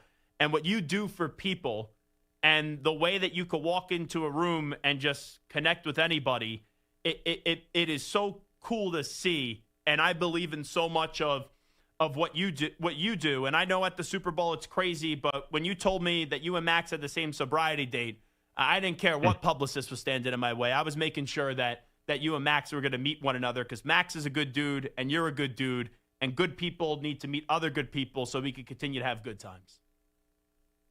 You said it the best, man. You got me to tear up. I love you very much, Zach. Thank you for everything. You got it, Sully. We'll see you soon. Appreciate it. There he is, Sully. Let's go to Ed in Pennsylvania. Ed, go ahead. You're on the Zach Gelb Show. Appreciate you calling in. Hi, Zach. Thank you for taking my call. I go back to the DA show with the CBS Sports Radio. I think the DA show is top 3 in the network, and then I found you, and you're right up there with the best of them. I wish you nothing but the best. I always liked how you would do these interviews, and you'd ask these players these hard questions, but you'd always ask them in a way that wasn't a clickbait way. But my favorite moment with you was the Deebo Samuel interview. Being a Rams fan, I knew he was like cocky like that, and just to hear you handle it with such class was great. I actually found out the news about Micah Parsons getting traded through you. I heard it on your show, and so I just wanted to call in and say congratulations and best of luck. Ed, I remember seeing a lot of your messages through the years, and I really do appreciate your constant support, and thanks so much. Let's go to Ernie in Tennessee. Next up on the Infinity Sports Network with Zach Gelb. Ernie, what's shaking? Zach, I haven't talked to you as much as I wish I could have, but it isn't because I don't admire your show and admire what you do. But I started with this network with DA, with Brian Jones, Chris Moore, Jody Mack. I've been listening for a long, long time, and you are a special voice. And anytime you can get your name in the same sentence with Dan Patrick, you've done something right in life. I appreciate it, and I appreciate your constant support of the network. Are you a Vols fan? No, I'm a Georgia Bulldog fan. Oh, okay. Sick 'em. You know? Yeah. I actually think they're winning the national championship. Well, I think we have a chance, but I'm going to tell you the dark horse, what I think. The Miami Hurricanes. The dark horse. Well, and I'm a Georgia fan from the top of my head to the bottom of my feet. Gotcha. Well, maybe A&M will take them out, and then we could avoid Miami. Ernie, appreciate it. Did you see the kid yesterday? The Georgia fan? He was a kid, 8 years old, or I would imagine.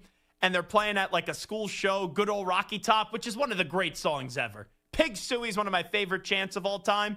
Good Old Rocky Top with that whole song, Rocky Top. And the kid looks absolutely miserable because he's a Georgia fan, and all these kids are singing Good Old Rocky Top, Tennessee. I won't sing anymore. Oh, I was going to say it would shut down the network, but the network's already shutting down. But that video was fun, and if we weren't doing the show that we are doing today, we'd probably spend about like 20 minutes breaking down that video. Yeah, go ahead. I don't know if you saw, but David Pollock, Georgia legend, had the kid on, right? Had the kid on today, and he says, "I'm never going to sing that trash," was the quote from the kid. Good for him. I almost wanted to do two things with it. I wanted to put the Eagles fight song underneath it and say that was a young Sean Marash, or Big Ev from Barstool, who hates Michigan. I was going to put the Michigan fight song underneath it and say that was Big Ev. All righty, this is Zach Gelb Show right here on the Infinity Sports Network. Keep the calls coming. 888-710-4ISN, 888-710-4476. When we come on back, we will have a surprise guest joining us in studio. You're in a 5-minute break.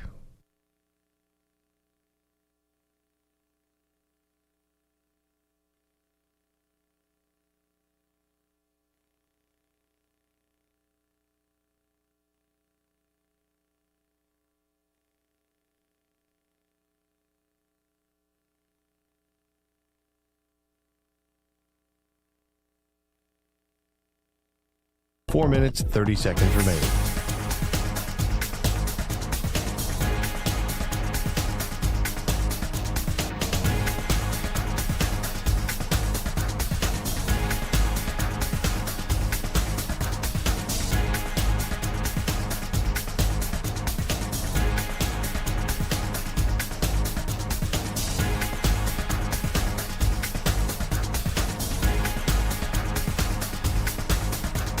Four minutes remaining.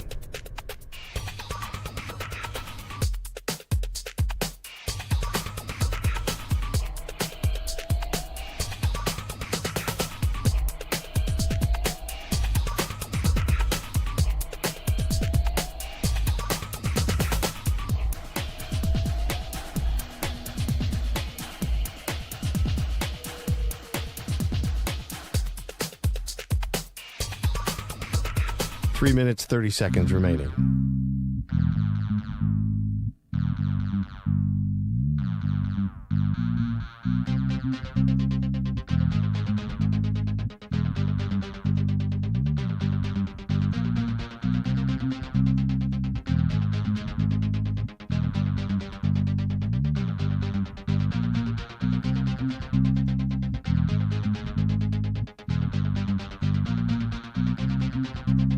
Three minutes remaining.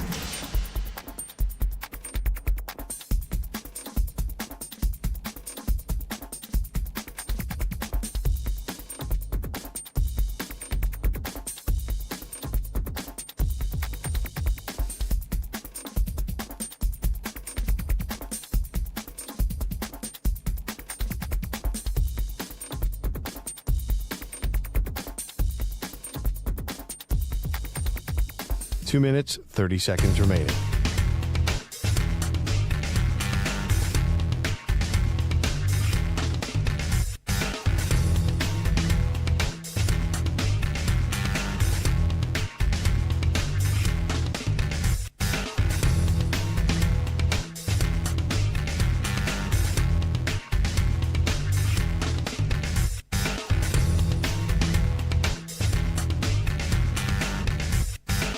Two minutes remaining.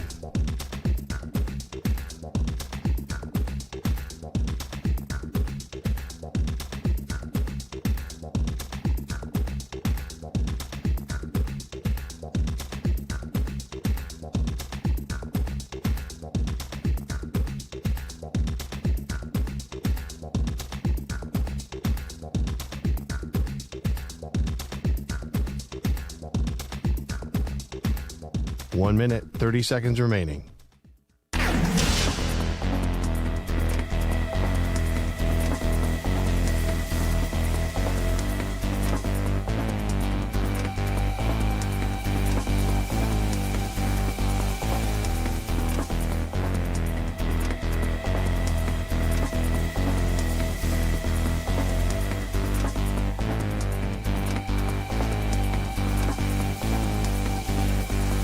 One minute remaining.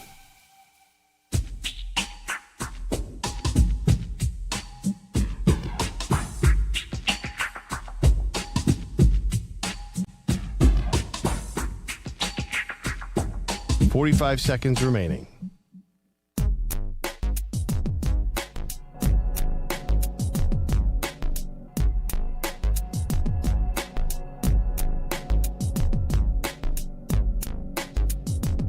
Seconds remaining.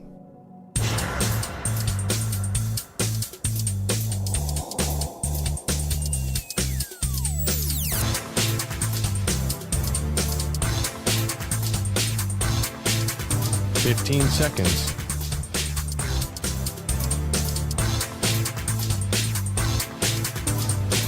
Break ends in 5 seconds.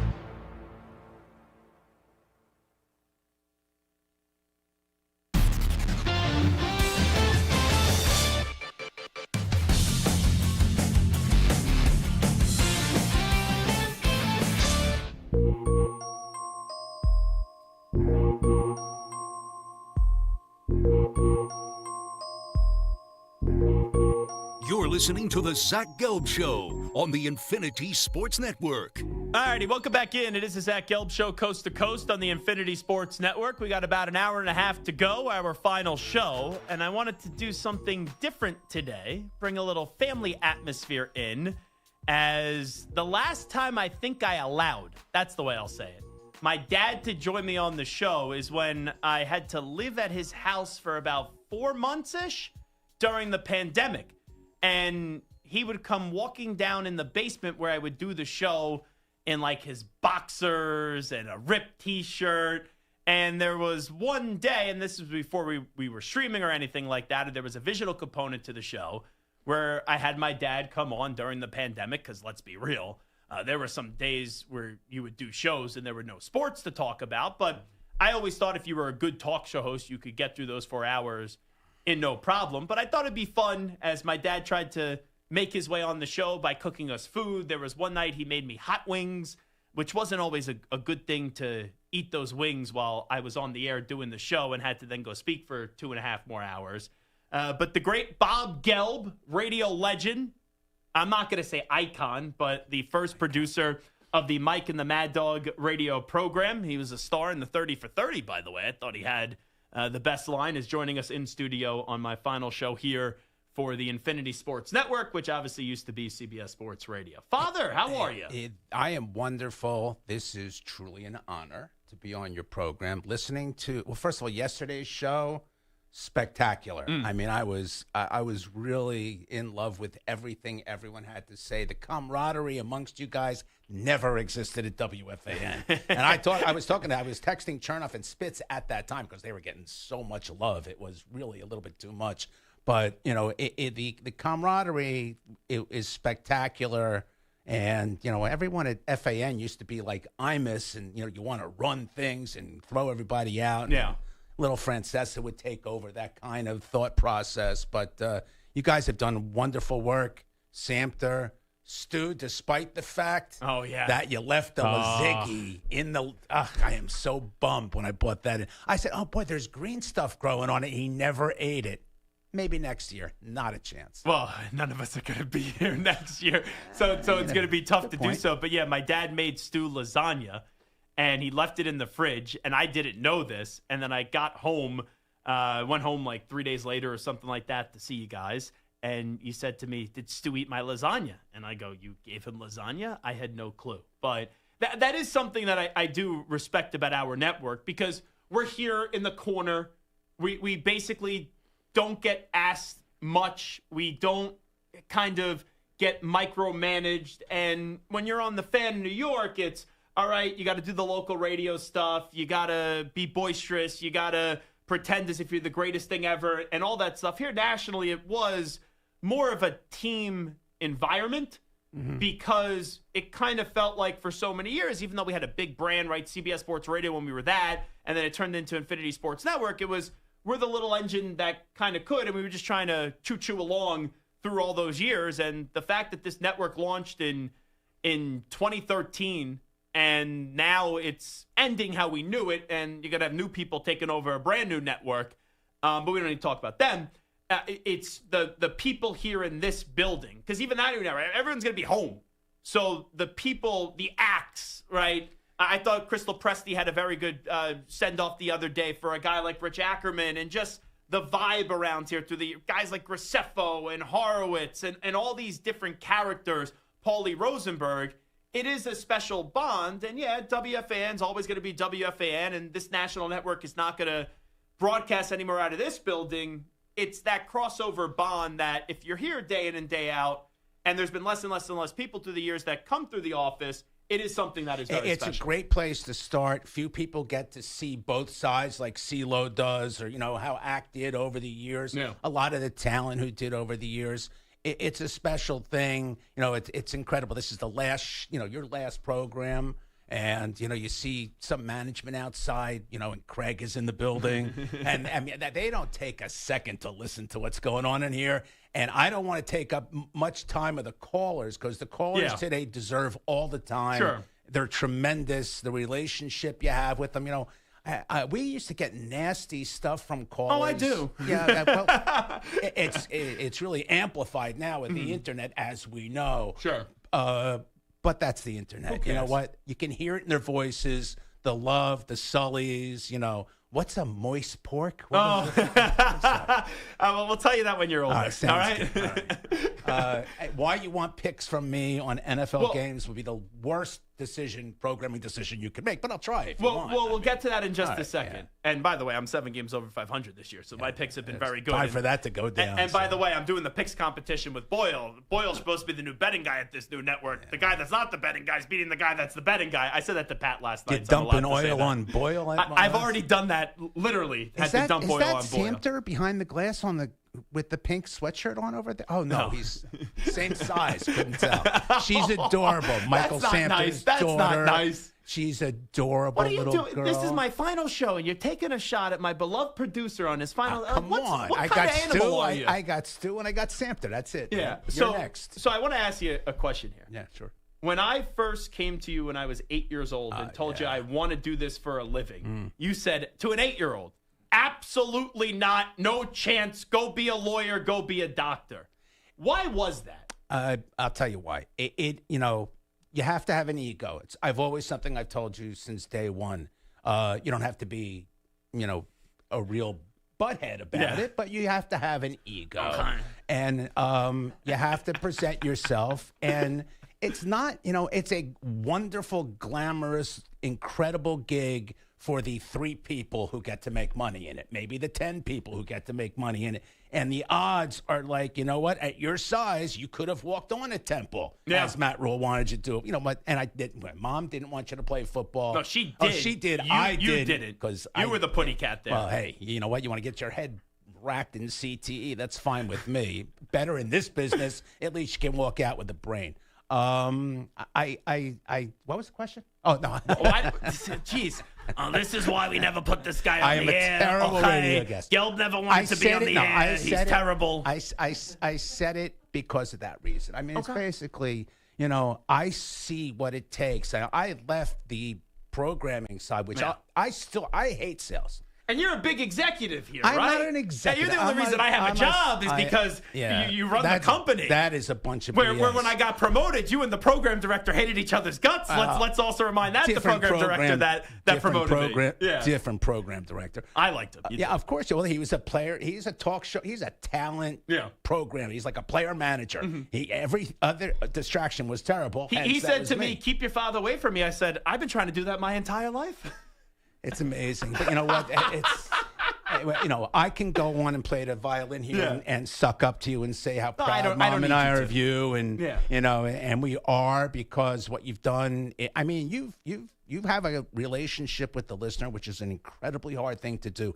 And especially when it's national sports as opposed to a local market where you just read a newspaper, watch the games last night, know that the Rangers, thank God, finally scored a goal in overtime. I mean, the fact that they scored a goal was incredible. And it's very limited. You have a lot you have to know, and it's really difficult. There are few people in this business who can do that. CeeLo knows how hard it is. You know how hard it is. And I think your interview style, the way you listen to me is incredible. You never listen to me like that, or your mother.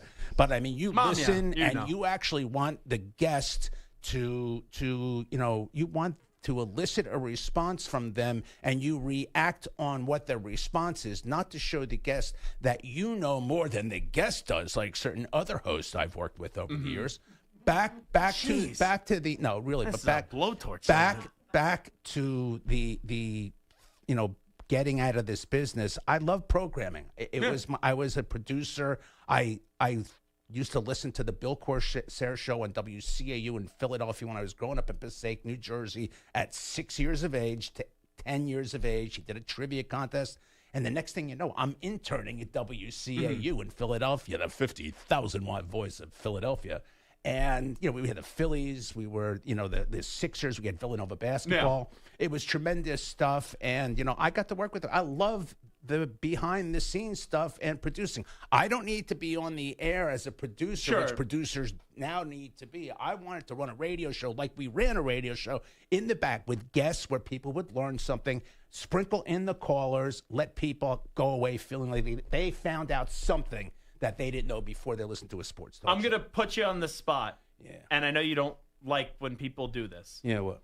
What is the one moment? Oh, here we go. No, but I mean, in your career, I know the stories, but what's the one moment from you being a producer that you still think is the coolest, or you still think was... You know the answer. Which one? But the one that happened or the one that did? I mean, there were a lot. I mean, the keeping the Eagles in Philly was definitely a big thing, but I hate Philadelphia sports teams, so why did I do that? Well, I worked in Philadelphia. If you are a future employer listeting, by the way, in Philadelphia, I do not hate the Philadelphia sports teams. It's brotherly love, baby. But we know every cheesesteak joint there is there, but that's not the point. I mean, it would be that night in October when Michael Jordan retired from basketball, and I'm on the story, and I have it 100% from 3 different sources, and the current program director did not want me to go on with Mike and Chris that day and break the story. Or you can ruin the station's reputation. I said, what reputation? It was 1994. I mean, we had a little reputation. But so I'll be a butt of Imus's joke the next day? Great. I am anyway. Yeah. But, we had this story, and, it sounded a little far-fetched. He's going to retire, and then he's going to play baseball, which I could understand. It sounded far-fetched. But, it did come into our studio. And we decided not to go. Well, I wanted to go with it, and they did not want to go with it. So Bob Costas was on that day, actually, at 5 o'clock. He was done at 5:30. It was the opening night of the Major League playoffs in Comiskey.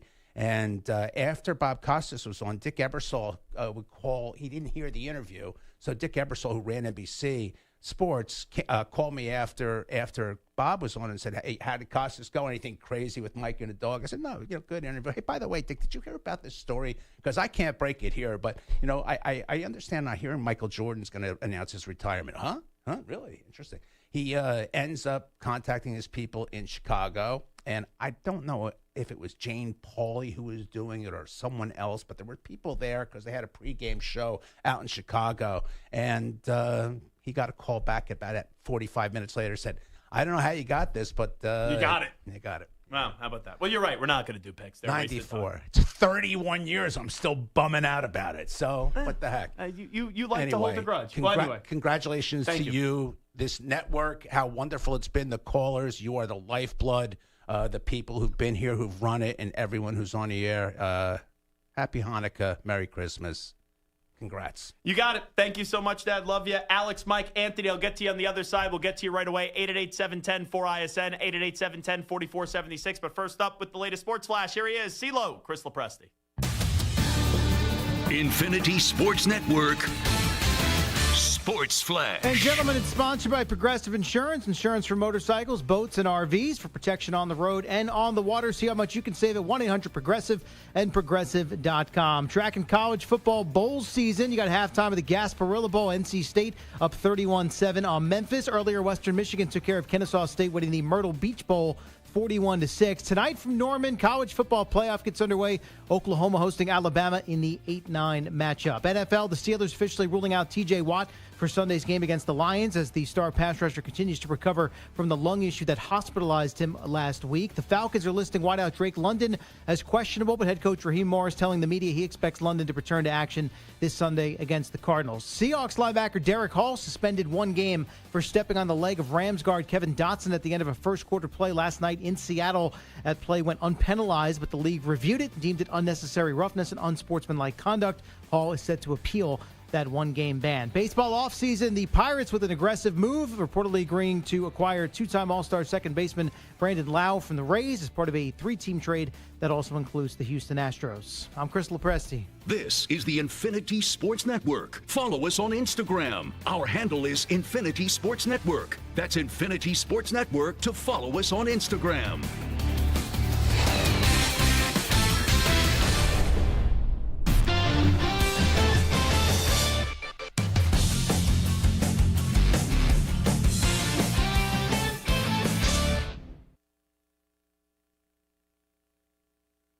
You're in a 5-minute break.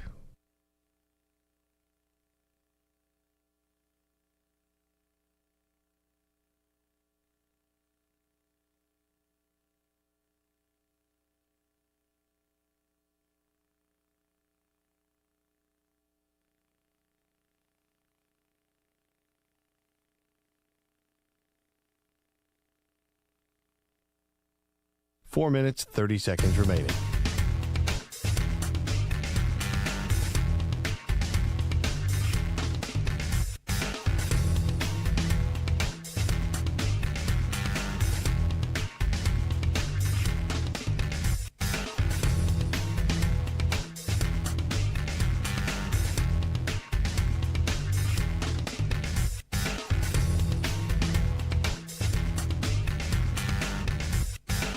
Four minutes remaining.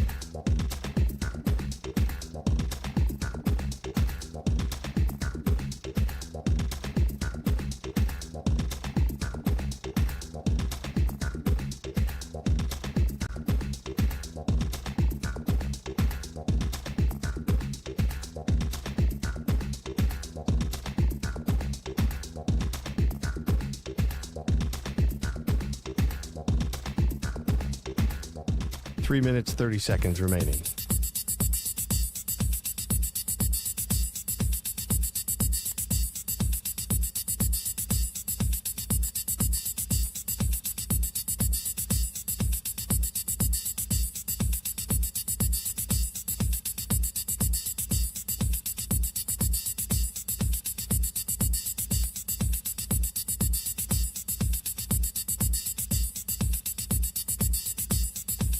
Three minutes remaining.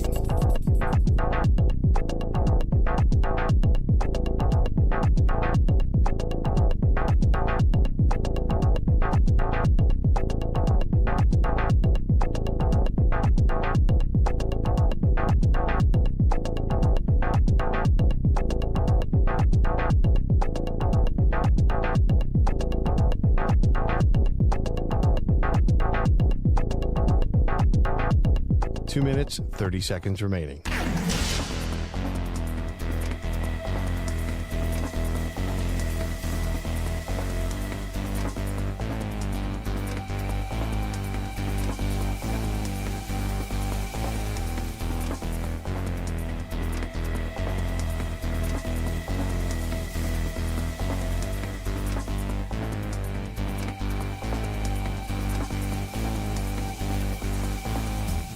Two minutes remaining.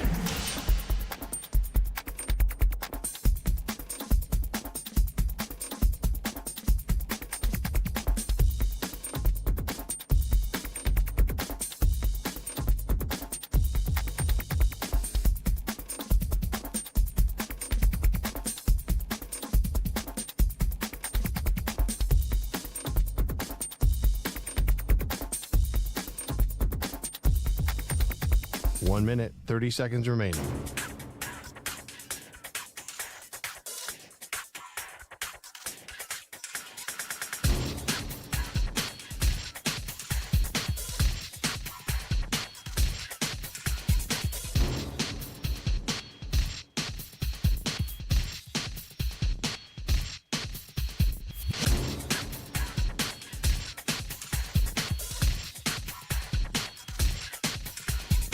1 minute remaining.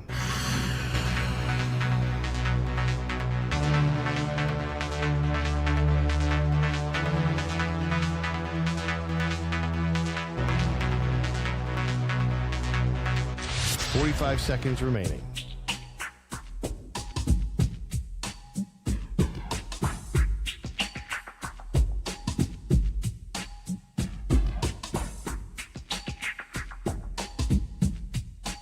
Seconds remaining.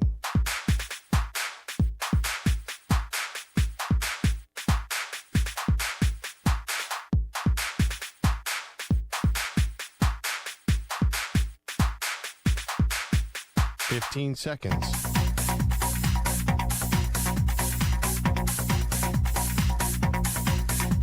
Break ends in 5 seconds.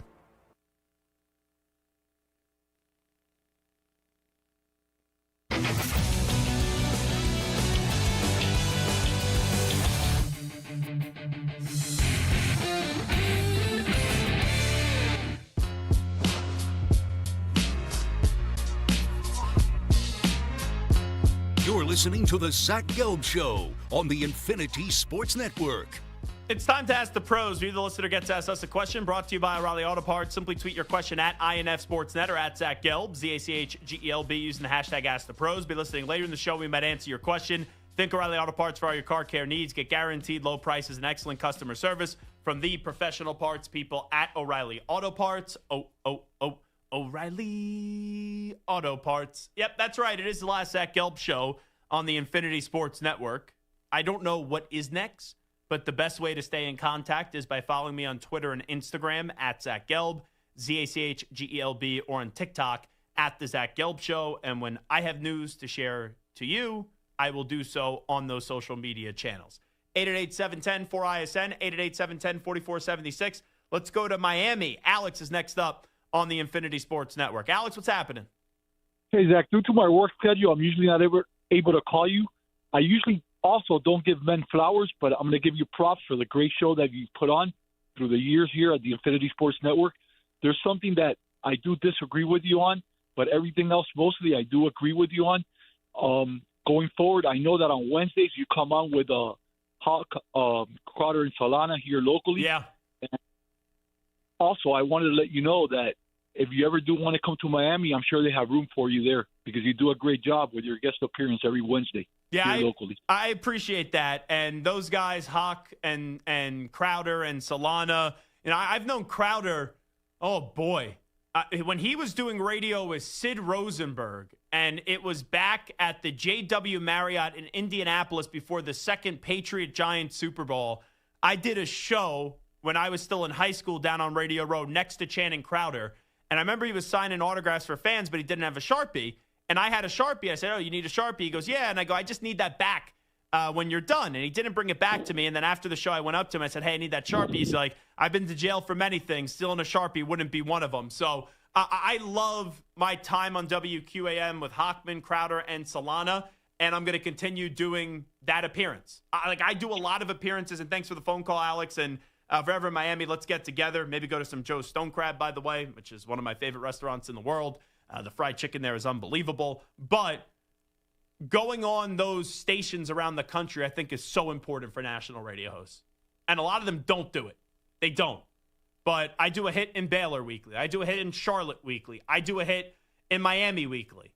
And I think creating those connections and those relationships helps out national radio.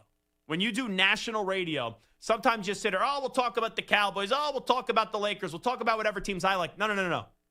You got to talk about the markets that you're on. Like, you have to. The markets you're on, you got to talk about them. That's why we'll do Boise State football talk. That's why we did so much Milwaukee Bucks basketball talk. It's so important to talk about those markets that you're on because those are your listeners. Those are the lifeblood of what you do. Anthony in Myrtle Beach, next up on the Infinity Sports Network. Ant, what's happening? Good afternoon. What's happening, my friend? What's happening? The day has come. Zelb, you're a good egg. You're a good egg, as my uncle would say. I see nothing but good things for you in the future. I know you're a go-getter. You're probably one of my favorites. I've told you this a million times. We've talked a million times. Had some disagreements, but, what are you going to do? No dirt beef outside of dirty clothes. Props to your crew, your producers. I've got to learn Mike like he's my cousin. He knows it's me when I call. How, I don't know, but he's a smart man. It is what it is. Nothing but love for you, brother. I know it's your last day. I waited a little longer just to send my props to you. I know I did it earlier in the week, but you'll go far, my friend.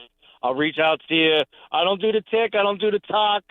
I don't Insta. I surely don't snap, tweet, any of those. So I'm sure I can rustle up my password for Facebook or something and send you a message if you're still on that. I am still on I know Facebook. It's prehistoric. Yes. I could dust off the cobwebs for the Facebook, and you could definitely connect with me on there. But, Anthony, your phone calls have been great. Really appreciate your passion, your love for the show, and thanks so much for the kind words. Love you, brother. You got it. Love you, too. Wow. Guy used to work on the show. Big Steelers fan, too. Colton Gesser is stopping on by. Colton, what's happening? The great Zach Gelb. How the heck are you, good sir? I'm doing fantastic. Better than the Michigan football team these days. I was hoping you were not going to bring up Michigan football. Again, the Steelers are a very easy low totem pole for you, but Michigan football, not great right now in the Michigan world. But, hey, we got Dusty May, though. Right? Got Dusty May. You got Dusty May. I'm a big fan of Dusty May, as you know, and I think you're going to get Kenny Dillingham as your next football coach. That's going to be my guess, though. I am hoping you're 100% correct on that, Zach Gelb. Well, I am a big fan. I think what he's done at Arizona State would be great for the University of Michigan. Yeah, well, I appreciate all your help behind the scenes, through the years for the show. And your Steelers, real quickly, they're sitting there at 8-6. Just had a big win up against the Dolphins. They play the Lions, the Browns, and the Ravens. Are they going to the playoffs, or is it going to be the Ravens? I think they're going to be going to the playoffs. So don't worry, a first-round waxing exit like Mike Tomlin fashion will be in due course. But I want to call and appreciate everything you, again, working behind the scenes. You're one of the first guys I kind of interacted with. You're definitely one of the realest guys, and you never look down on anybody else. Like maybe possibly a few of the other hosts at that station where I thought you were one of the real ones, real guys. So I appreciate you. Shout out to Stu Kovacs, and good luck with everything, Zach. Appreciate you. You got it, Colton. Thanks so much. Colton, who used to work on the show. By the way, this NBA preview is brought to you by eBay. eBay is home to millions of finds, and each one becomes part of your story. From your favorite vintage band tee to the dream car you've been searching for, it's all there. eBay, things people love. The Thunder travel to Minnesota to take on the Timberwolves. Oklahoma City is 25-2 on the year and led by Shai Gilgeous-Alexander. Remember that? And his 32.4 points per game. It is the Zach Gelb Show right here on the Infinity Sports Network. We only have one more hour to go. The final Zach Gelb Show on the network. When we come on back, we will continue to take your phone calls, 888-710-4ISN, 888-710-4476. The calls have been unbelievable today. And really do appreciate the kind words from so many people, and also the emotion. This is one emotional show, let me tell you. But we'll do onsides, offsides as well. Still in the final hour. Samter, Stu will both say goodbye, and then I'll say my goodbye right in the final segment of the show. 60 more minutes left in the history of the Zach Gelb Show right here on the Infinity Sports Network. Coming on back after these short messages.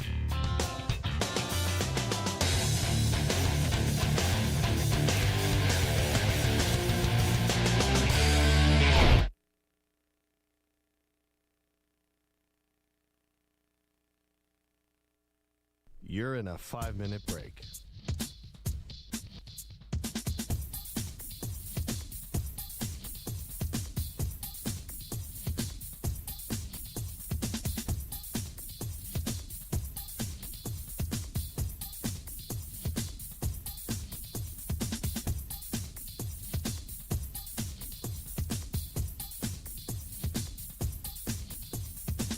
Four minutes, 30 seconds remaining.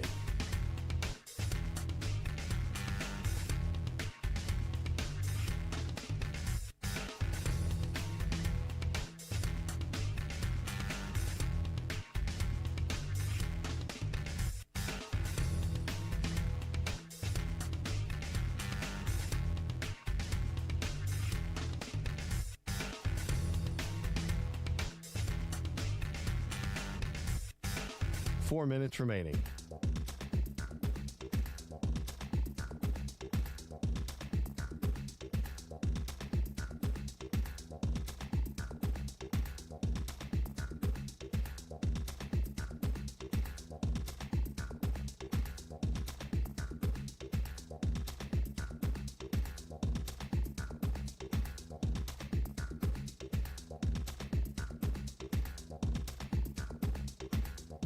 3 minutes, 30 seconds remaining.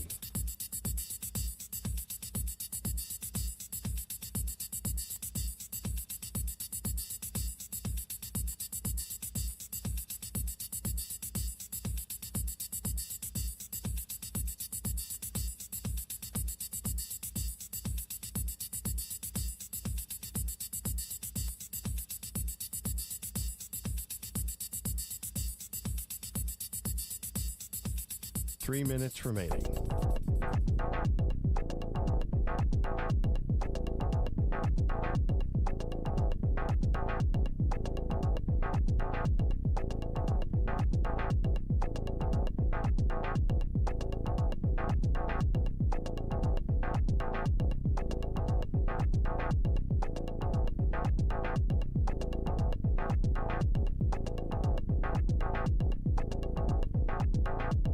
Two minutes, 30 seconds remaining.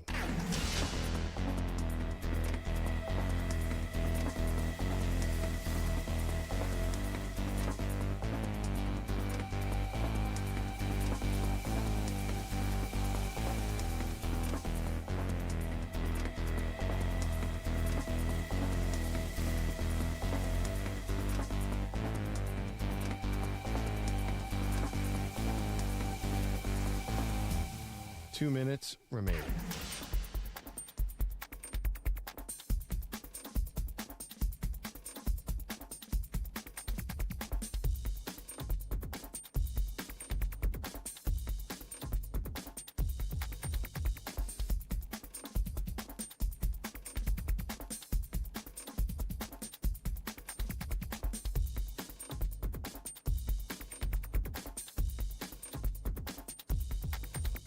One minute, 30 seconds remaining.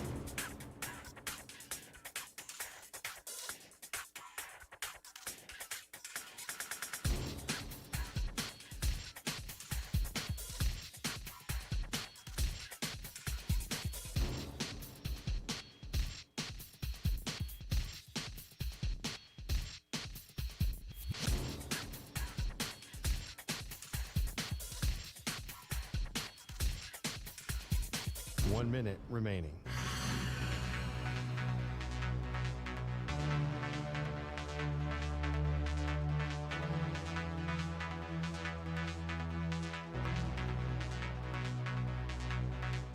Forty-five seconds remaining.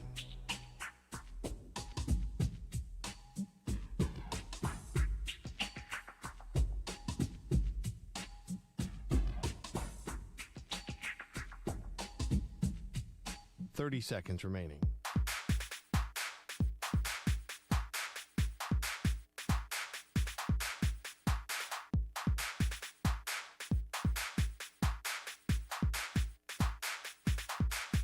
Fifteen seconds.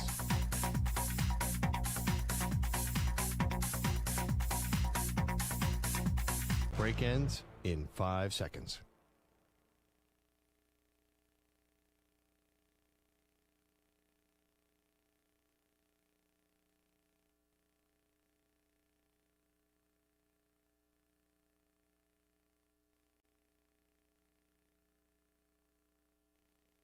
To infinity and beyond. He's live. He's nationwide. This is the Zach Gelb Show.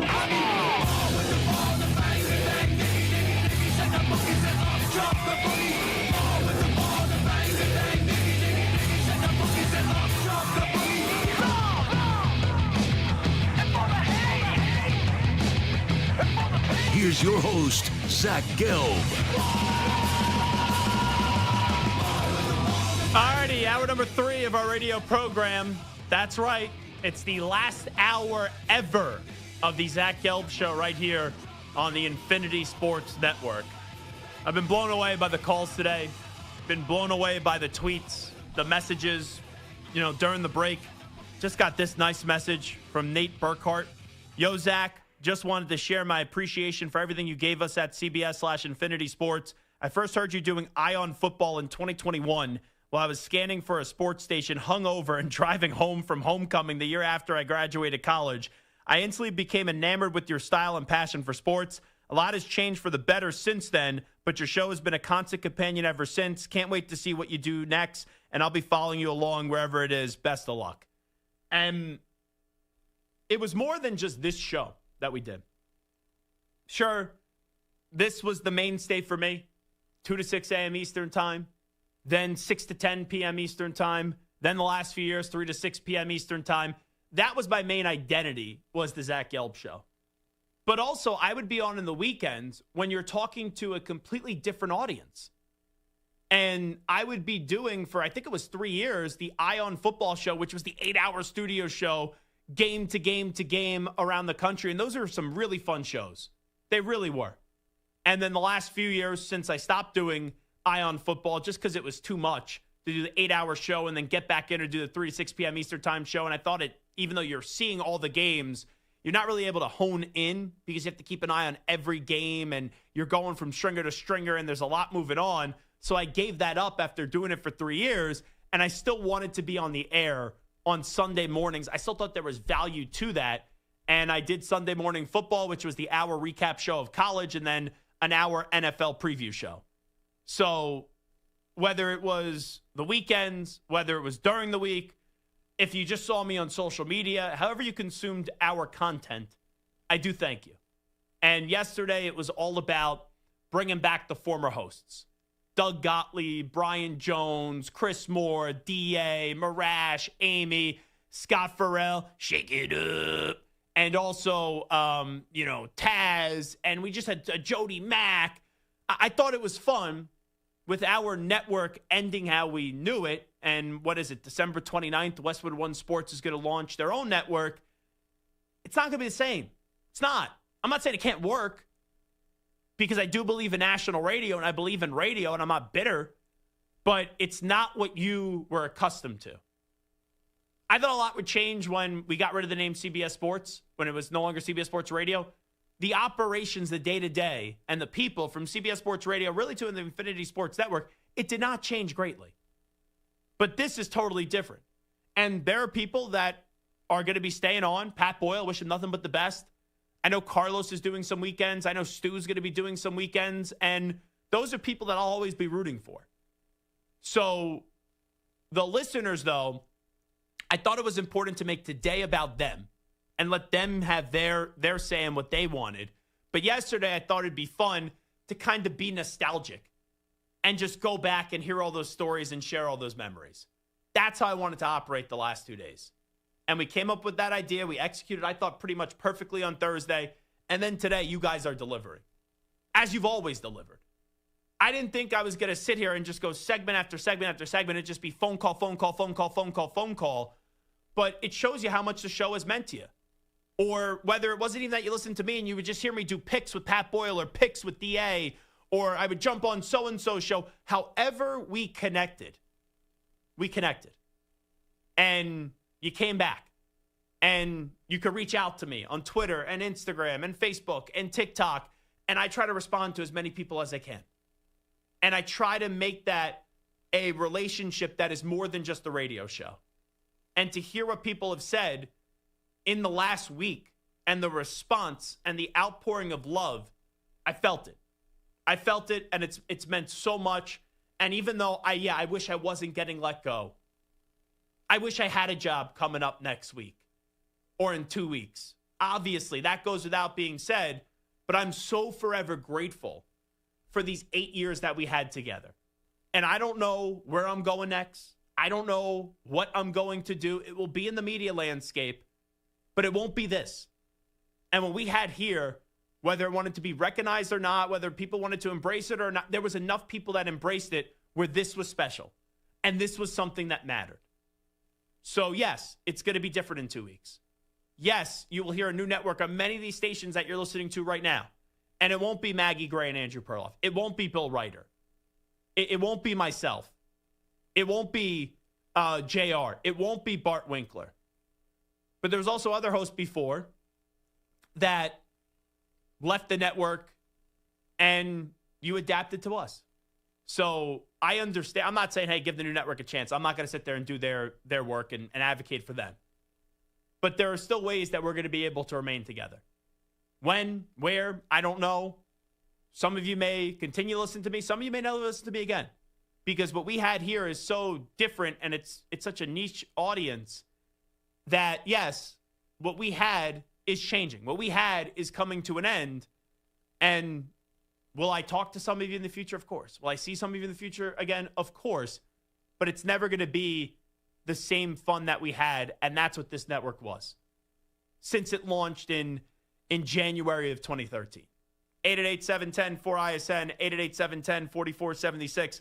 Let me go to Delta 9 Brian in North Carolina, a listener that I've met, tremendous guy. I love telling this story every time he calls in. He tried blue cheese for the first time in front of me and actually said it wasn't that bad because I'm a big blue cheese over ranch guy.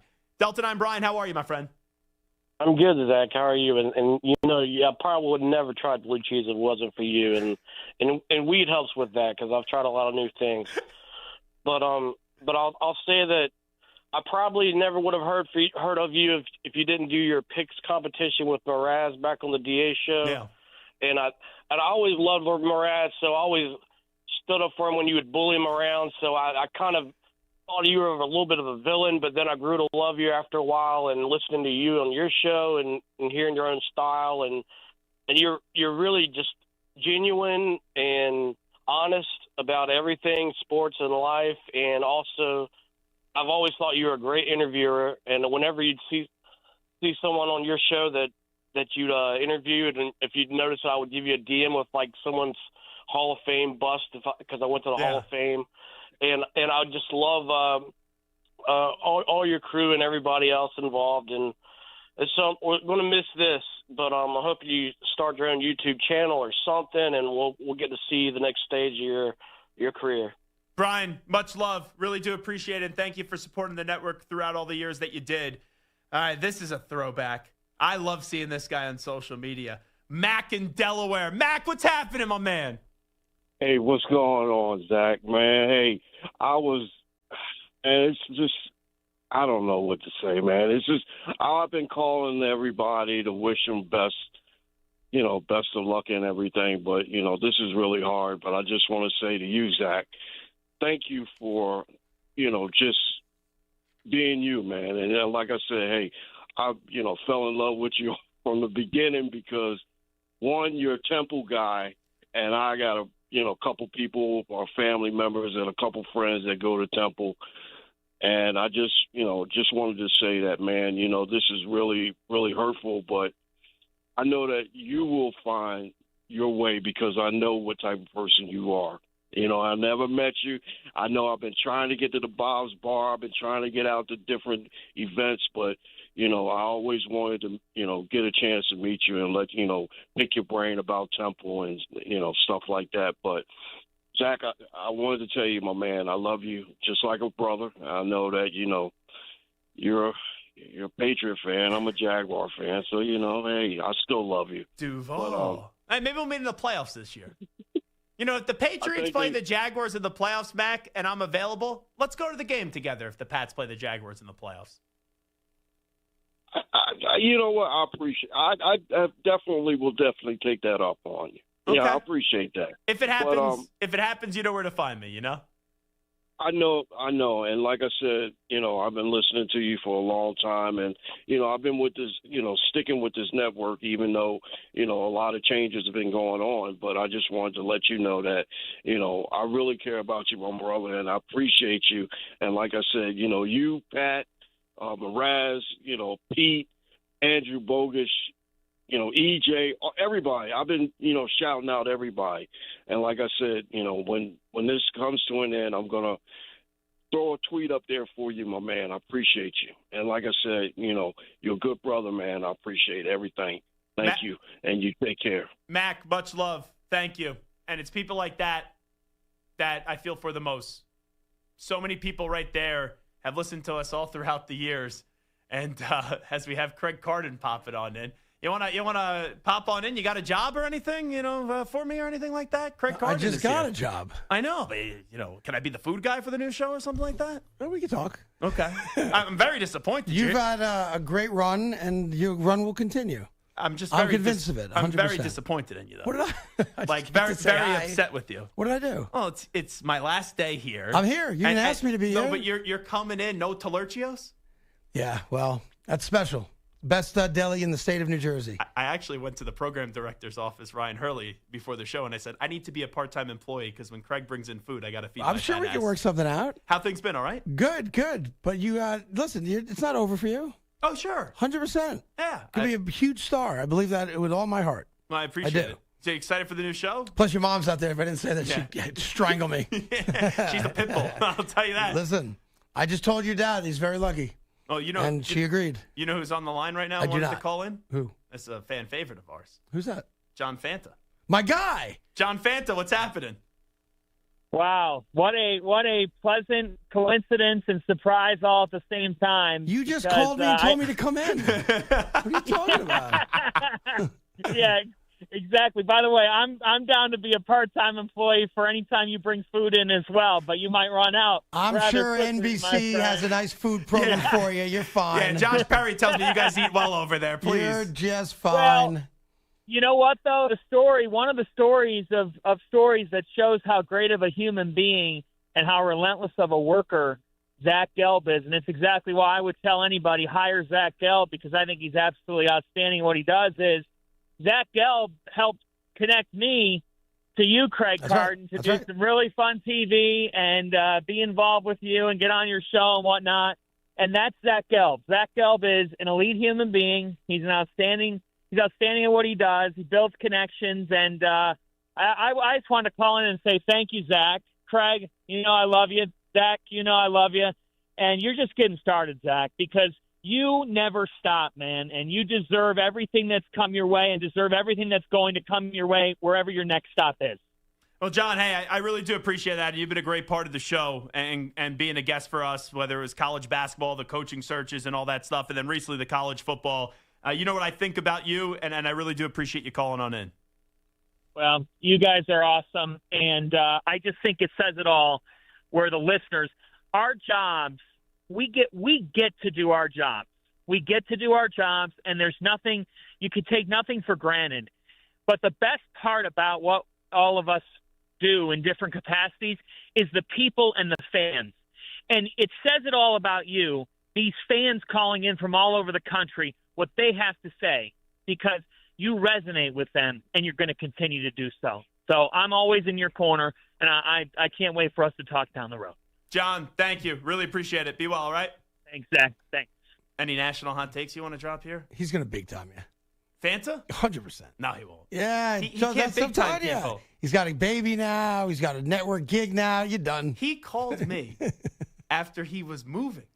Okay. His phone was not charged, so it craps out. He called back an hour later.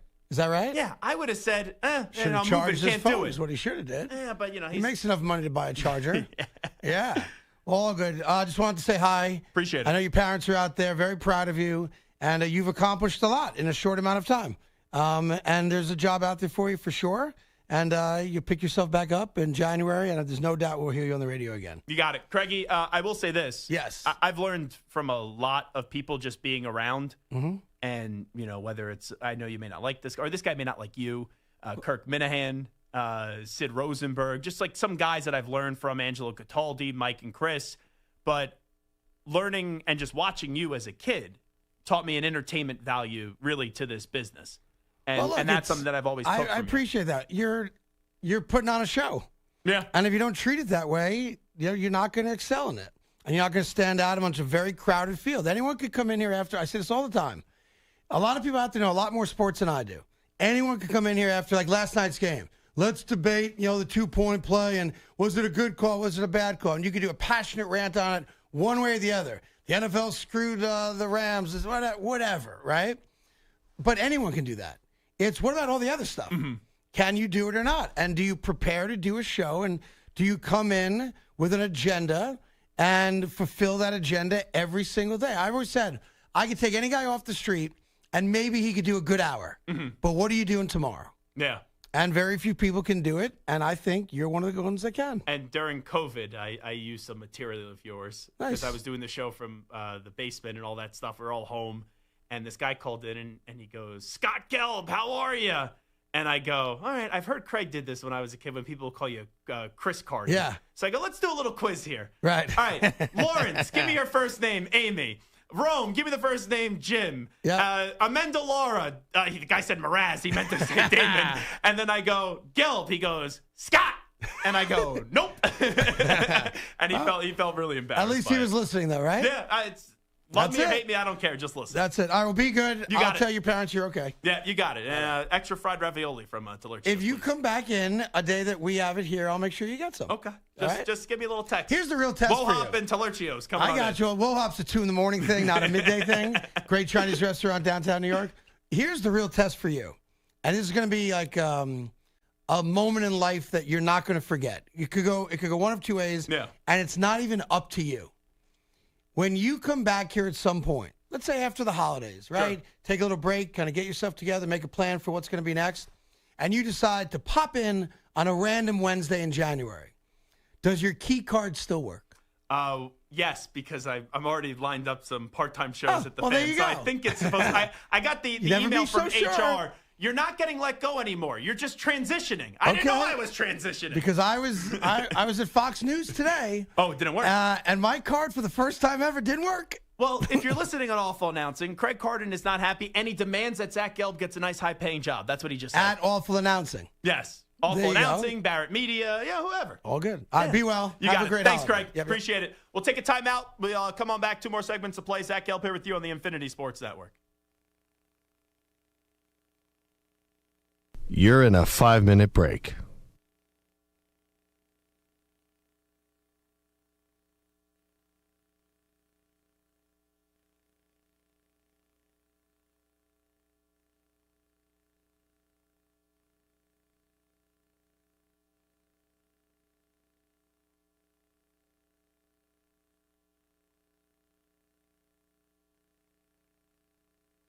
Four minutes, 30 seconds remaining.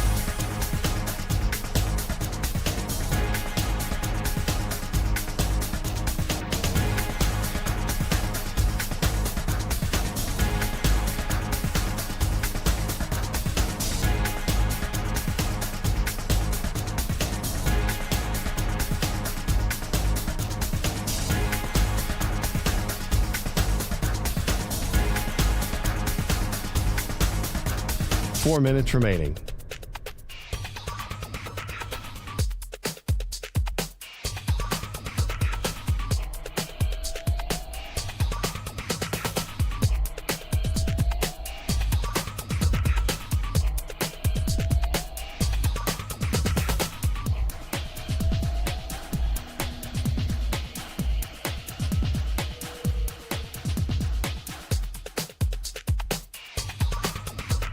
Three minutes, 30 seconds remaining.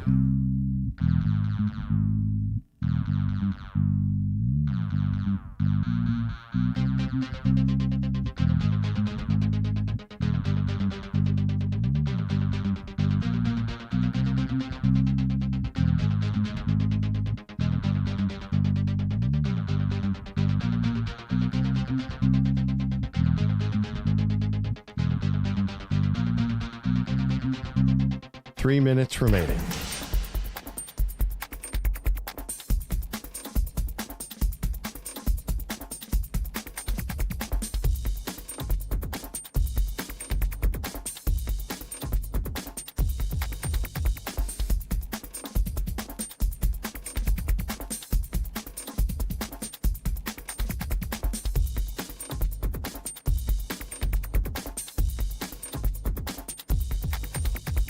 Two minutes, 30 seconds remaining.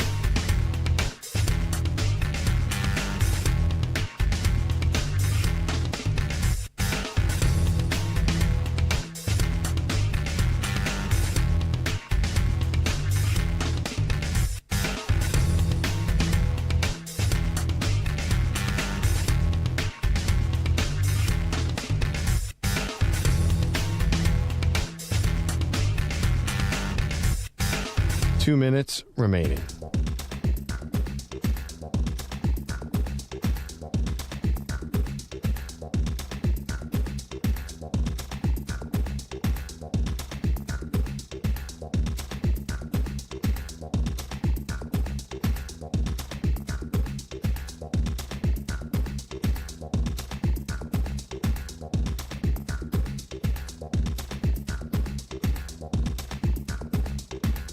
1 minute, 30 seconds remaining.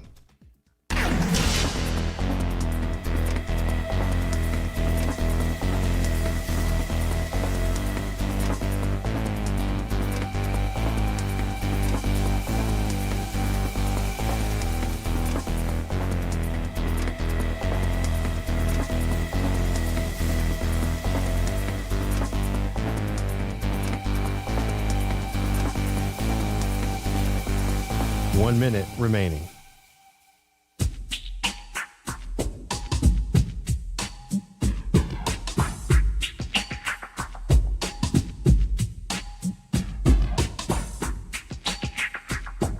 Forty-five seconds remaining.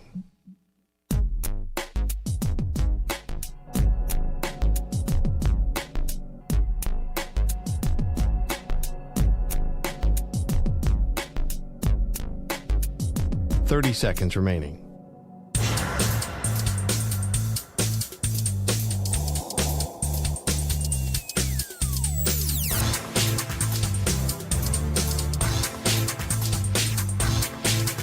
Fifteen seconds.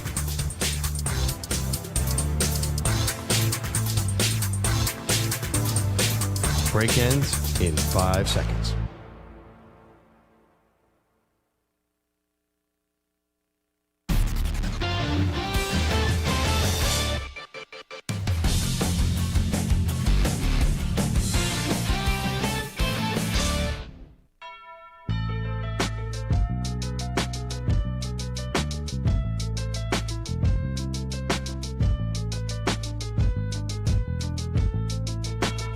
You're listening to the Zach Gelb Show on the Infinity Sports Network. I'm just looking at the rundown on the final show, what we were supposed to talk about. We were supposed to lead with the Seahawks defining the NFL season. As basically, it looked like they were going to get blown out by the Rams, and the Seahawks somehow ended up winning that game. And there's really no one that you really believe in the NFL right now. And you could definitely say he's a great team, and you could guarantee he's going to the Super Bowl. If I had to make a Super Bowl prediction today, I guess whoever gets a number one seed in the NFC. And that to me, and I know last year, right, the Lions got and they lost to the Commanders. The Rams, though, they keep on blowing these games to the Eagles and now the Seahawks. So I would have said yesterday, Rams-Bills, honestly. Because the AFC is wide open with the Patriots and the Broncos and the Jaguars and the Texans. And maybe it's just Josh Allen's year. But, geez, we were supposed to lead the show with that. Then I was supposed to go through the college football playoff bracket. I do think for this weekend, Alabama will beat Oklahoma. Obviously, I'm going to take the two big schools going up against a G5 with Oregon beating James Madison. Hot take, I know. And then Ole Miss beating Tulane again. But tomorrow in the morning, or right at noon Eastern time, I think a lot of people are going to take Miami. I'm going to go the Aggies of A&M. And I think Georgia's going to win the national championship. Then we were just supposed to do a news brief. Then we're supposed to get NFL picks from Bob Gelb. My dad. That's not going to happen. We did have him in studio, though. And when we get to my picks, I'll give them out at some point by the end of the show. Actually, I'll give them right now. I think the Niners laying 5.5 points. I'm 7 games over 500 for the year. The Niners laying 5.5 against the Colts. The Eagles laying 7 against the Commanders. And I'll take the Chargers plus 1.5 against the Cowboys. Then we're supposed to talk about is Kalen DeBoer's job on the line tonight. I don't think he's going to be the next Michigan coach. I really think it's going to be Kenny Dillingham. Then do some predictions. One last onside offside. Mike and Stu say goodbye, and then I say goodbye. Well, it's 5:25 p.m. Eastern time. We haven't done 1, 2, 3, 4, 5, 6 things that we were supposed to do today. And why? It's because of you. I wasn't expecting to sit here and just do call. But the amount of calls we got today, I thought I was going to be an emotional wreck in the final segment. Maybe I still will be. I was very emotional to start the show. I was crying on the air. But then hearing you guys cry, it just means so much to me that I think I got all the emotions out of my system. But once again, this show does not succeed from 2 to 6, from 6 to 10, from 3 to 6 during the week, to on the weekends, Ion football, Sunday morning football, without your support. And you guys, as always, delivered. On the last day, you delivered the best you've ever delivered with just the way that you've been able to talk about your appreciation for the show. Now, I have a great crew. I had a great crew when I was doing weekend overnights with Ben Horowitz and James Graceffa. I had a great crew when I did 6 to 10 p.m. Eastern time, and it started with Mike Biseglia and Tom DiBenedetto, and then eventually Ryan Hickey. and Connor Green, who was also working in there for a little bit with us. And Stu was even on that show during the pandemic. I had so many people during the pandemic. But when I got here from 3 to 6, Spike said to me, Samter's your producer, Stu's your board op. And he goes, this is the right team. And I agree. It was the right team. And we had a lot of good memories in the last 2.5, 3 years, whenever they officially named me the host of the show, and they made me do that interim crap for about 6 or 7 months. But that wasn't even intentional, by the way. So I would be remiss if I didn't allow Samter to say goodbye, who's been with the network since the inception, and then also Stu, who has worn so many different hats and is like the ultimate just grind it out, doesn't want any credit type of guy. And it's tough for me to put it into words with you guys. And Samter, right, we've had our battles, we've had our good moments, we've had our bad moments, but I always knew that you wanted to do what was in the best interest of the show. And to see the softer side of you, too, with your wife and your kids is also pretty damn cool as well. And your adorable daughter, who's just making her YouTube debut, by the way. So if you want Samter to be able to afford some diapers for next year, hit the YouTube chat. Send. Now, we probably won't even see any of that money. Let's just be real. So my relationship with Samter even started before we got paired together, because I think Samter always respected how I book guests, and I always respected how he booked guests, and we would constantly just exchange contacts. And then Stu, I was Stu's boss at 920 The Jersey. I didn't even know it because he was just there on the weekends. And then when Stu got here, he came up to me and he was like, hey, Zach, I know you from 920 The Jersey. I was like, what, you do? Oh, my God. And Stu's become a close friend. And through the years, through different iterations of the show, Stu has worked side by side with me. And I think in a business where a lot of people are about themselves and their own brand, Stu has always been about what's in the best interest of our radio network. So I can't thank you guys enough. I'm going to miss working with you day in and day out. I know we'll probably keep on texting each other and seeing each other here and there, but it's not going to be the same. So the floor is yours. Stu, Samter, whichever one of you want to go first, just to kind of reflect on everything and say what you want to say. Yeah, I'm sure he'll still get those Arizona State texts from Mike. You know that's going to happen. At 2:30 in the morning. The worst loss I've ever seen. Oh, just devastating. Yeah, obviously, thank you, Zach, and there's a few people I do want to thank. I was not here from the exact start of the network in 2013, but I interned fall of 2013, so I believe I was the second intern class, and then I interned for 3-4 months, and then the following year, the following football season in 2014 is when I got hired. So really, it was David Marinick, who we had on yesterday. Like you said yesterday, the backbone of the network. He was the one who hired me as an intern. He's the one who hired me as a part-timer, along with Eric Spitz. Those are by far the two best bosses I've ever had, and I obviously thank them so much for all of that. As I alluded to in my I put out a tweet a little while ago, if I tried to thank every single person here I worked with, that would be impossible. Yeah. Because I've worked with pretty much every full-time host. I worked with Doug Gottlieb. I've worked with Jim Rome. I worked with Bill Ryder. I worked with JR. I worked with Bart. I worked with all the guys on the weekend, Maggie and Perloff, and now, of course, you. So, like you said, I worked with Pharrell part-time a little bit, too, Amy. Pretty much every host that is hosted on this network, I have worked with. I've worked with a lot of people, and it's been a wild ride. And these past 2 years, Zach, it's been a lot of fun. I really appreciate your show. I really appreciate you, believing in me, and like you kind of alluded to a few minutes ago, we will still text, we will still be in contact, and I definitely now consider you a friend. So I thank you for that, host, but more so now friend. Yeah, no longer a coworker either. That was really nice of you, Stu. It really was, and I'm glad that we had that last trip together at Army-Navy Radio fun. Row, yes, and had an opportunity to drink some beers and some old fashions as well, and kind of soak in our sorrows that have been happening around here for the last few months. All righty, let's get to Moist Mike. No, I'm just kidding. Let's get to Michael Samter, who has been with the network since the inception, all these different shows, the best producer when it comes to guest booking that the network has ever seen, and obviously someone that has a really impressive radio resume and always loved being a part of all the shows that he was on. Samter, the floor is yours whenever you want it. Yes, what just happened is just showing how my life has changed in the decade and a half that I've been doing radio, and in the 13 years I've been at the station. I started out as a single man moving from Arizona to New York, and now I've got this little monkey back behind me, Alexandra, who was asking me to help her with her Peppa Pig videos right before I was supposed to give my goodbye. It's such a perfect microcosm of what my life has become and the journey that I've been on. Yes, I mean, Peppa Pig is like, she has a British accent at this point. It's unbelievable. But yeah, I mean, honestly, man, it has been such a ride. And when we started this network back in 2013, there was an expectation. The lineup was second to none. I mean, it was Tiki Barber, Brandon Tierney, Dana Jacobson, John Feinstein, New York Times bestselling author, Jim Rome, the legend, Doug Gottlieb, who was as big in the college basketball world as you could possibly imagine. Scotty Farrell was an absolute beast. DA overnight.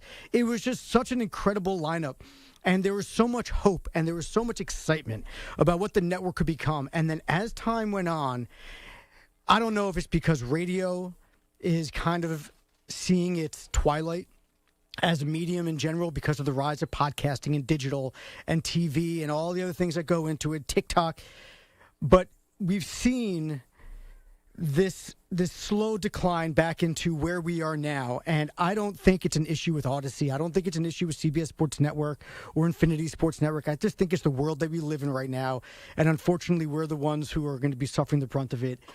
But at the end of the day, I mean, you know, there's the saying, life's a journey, it's not a destination, right? And for so long, I've always been a destination person. Where am I going? What am I doing?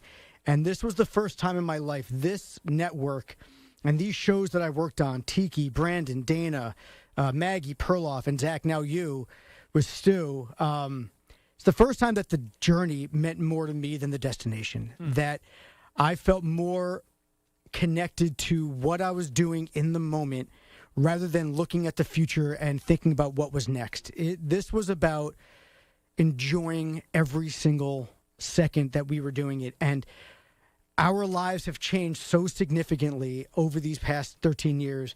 I got married. I got a kid who is the love of my life. She is absolutely the most beautiful thing in the world. She's wearing her Minnie Mouse shirt. Alexandra, say hello. Hi, Alex. Hey, Alexandra, say hi to everybody. Hi, yay. But at the end of the day, man, it's been an honor and a pleasure working with you. You talk about the battles that we had. Yeah, we had battles. But they were in a good place. What happened? We're watching more videos. But even the battles, and every host I've ever had, I've had battles with. Yeah. Ask Brandon Tierney. Ask Brandon Tierney, right? Ask Maggie. Ask Perloff. I've had battles with everybody. Ask Ack. Ask everybody. But the battles are what makes the show great. Sure. Right? Because you're pushing me to be better, and I'm pushing you to be better in a way that I think that you need to be better. And, of course, you know, you're a strong personality. I'm a strong person. It's going to clash. But at the end of the day, we worked great together. We were friends first, which was so important. And I've loved my career. I've loved working at this network, and I've loved working with you. It's been a complete honor. It's been a privilege. It's sad to think because this is probably the end of my radio career. You know, my future, it feels like it's going to be in somewhere else, some other industry, some other medium. So this feels like my last day ever in radio. And I started in 2007 in Arizona at KGME and then KTAR and Arizona Sports. I worked for the Arizona Cardinals, the Arizona Rattlers, Westwood One Sports, and now here. And I've been all over the place. I've worked with everyone, and I've made amazing friends along the way. So this is a sad moment for me, not just saying goodbye to the show, not saying goodbye to the network, but saying goodbye to a career that I built over 20 years. And maybe it extends on, but I think this is the end. And I want to thank all of you guys for listening. Psych Mampter, for all you guys making fun of me and calling me moist in the chat. Like, it's a term of endearment. You don't make fun of people that you don't like. You make fun of your friends. You make fun of your family, right? You do it because you can, because it's endearment and it's love, and it's all reciprocated, and I felt the same way towards you. It was a love relationship always, and Zach, I appreciate it. Thank you very much. And with that being said, Mike Samter, signing out. The passion that you've had and your heart, I think, has always been in the right place, and your work ethic in terms of getting us what we need to get done, there was always a care out of it from both of you. And that's something that I thank so much with both of you and the time that we've had together. I'll take one more call, and then I'll give you my sign-off at the end after a Crystal Presti award-winning update. Phil Simonson, huge show coming up 30 minutes from now. Another award-winning update. 888-710. Go ahead. You could hear my laugh off mic there. I listened driving in on a lot of Saturday nights. We want huge opinions. Another award-winning update coming up in 30 minutes. Who was the guy? With Mike McCann. It was always. I'll tell you, Mike McCann had award-winning pipes. That's for sure. Yeah. He still does. There's no doubt about that. Yeah. 888-710-4476. Let me quickly go to Mike in Chicago. Mike, I believe you will be the last caller in the history of the Zach Gelb Show on the Infinity Sports Network, so no pressure. Well, I'll tell you what. I've been thrown out of more places than junk mail in my life. I'm turning 81 on January 5th. Vietnam vet and veteran of health and holistic medicine for going on 28 years now. And I'm here in Tucson on AM 1290. Just found it the other day. You guys, it's a shame you're going off the air, but I've got a background in training where my athletes very rarely get injured. And it was because of a stretching coach out of Florida, Aaron Mattis, where I got my training on bulletproofing my athletes. And this is what the issue is here with all these issues, especially these non-contact issues like Micah the other day. Mm-hmm. I don't get it. You know, that these people don't go to training regimens like Tom Brady, how he lasted so long, with a nutritionist on his staff, juicing every day and probably stretching and some light weights, no anaerobic exercises that just... Mike, really do appreciate the phone call. Thanks so much. That's the last call in the history of the Zach Gelb Show. What a moment right there. Let me tell you. And at least he mentioned Tom Brady, and he gave something popular to Tom Brady. Tom Brady juicing. I know what he meant, but it's just the double entendre. I thought he was there talking about OJ or something like that. But a happy birthday, and thank you so much for your service. We had so many great phones. It's like when I was doing postgame on the Fanatic in Philadelphia. After the Eagles won the Super Bowl, not one person cursed. One guy called in from Israel. He's like, "This is effing awesome!" And I go, "You can't say that on the radio." That was the only guy that we had cursed. That's Call the from last... Israel after the Eagles won the Super Bowl? Wow. And the only guy that cursed. And Dedicated then the last fan. show, I wasn't really a listener. It's a shame you guys are going away. Right. I just found you. But how about these guys that stretch? I thought that was like a Bob Wiley prank or something. Man. Oh, my God. Tom Brady juicing. So we'll come on back. We got one more segment to play. It is the Zach Gelb Show. I guess that's the last call. Potentially. I don't know. If someone else wants to call it, 887-10-4ISN, 887-10-4476. You might need to top that one. I don't know. I think it's a good way to go out. Sure. I'll give you my thoughts on the show ending next. Update time. Here's CeeLo. Infinity Sports Network Sports Flash. All right, Zach, we're tracking the college football bowls here before the college football playoff gets underway this evening. Fourth quarter, Gasparilla Bowl, NC State up 31-7 on Memphis. Earlier, Western Michigan took care of Kennesaw State, the Myrtle Beach Bowl, 41-6. I mentioned it tonight from Norman. College football playoff begins. Oklahoma hosting Alabama in the 8-9 matchup. The Sooners a short favorite on their home turf. Kickoff set for shortly after 8 Eastern. NFL, the Steelers officially ruling out T.J. Watt for Sunday against the Lions as the star pass rusher continues to recover from the lung issue which hospitalized him last week. The Falcons are listing wideout Drake London as questionable, but head coach Raheem Morris is telling the media he expects London to return to action this Sunday against the Cardinals. Seahawks linebacker Derek Hall suspended one game for stepping on the leg of Rams guard Kevin Dotson at the end of a first quarter play last night in Seattle. It was unpenalized, but the league reviewed it, handed down the suspension today. Hall will appeal that one-game ban. To baseball, the offense-starved Pirates with an aggressive offseason move, reportedly agreeing to acquire two-time All-Star second baseman Brandon Lau from the Rays as part of a three-team trade that also includes the Astros. And the Orioles reportedly acquire right-hander Shane Baz from Tampa Bay for a package of 4 players. I'm Chris Lopresti. Hey, like us on Facebook. Our handle is INF Sportsnet. That's INF Sportsnet for our Facebook page. This is the Infinity Sports Network.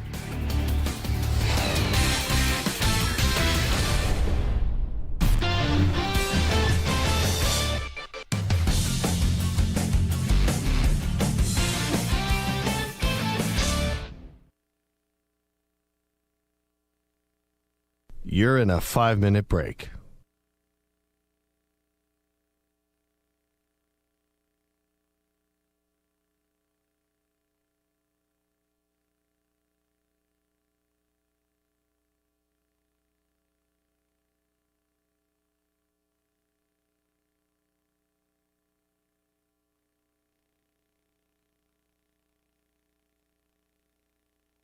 4 minutes, 30 seconds remaining.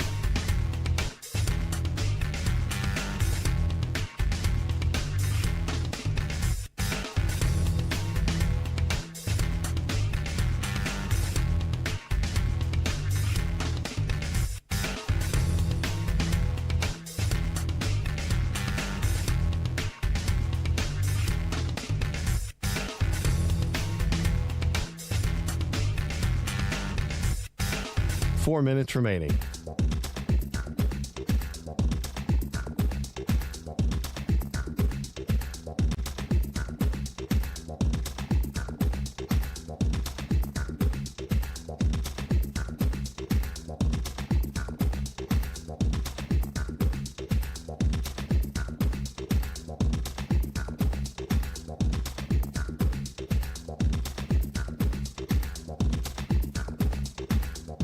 Three minutes, 30 seconds remaining.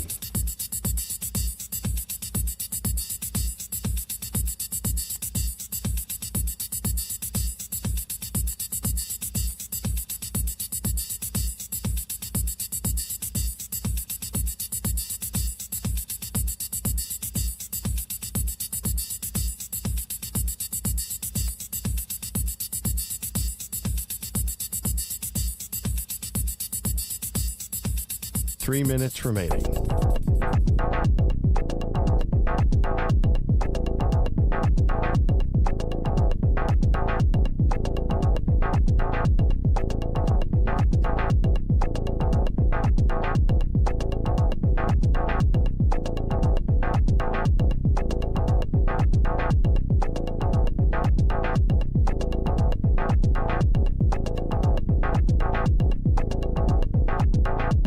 Two minutes, 30 seconds remaining.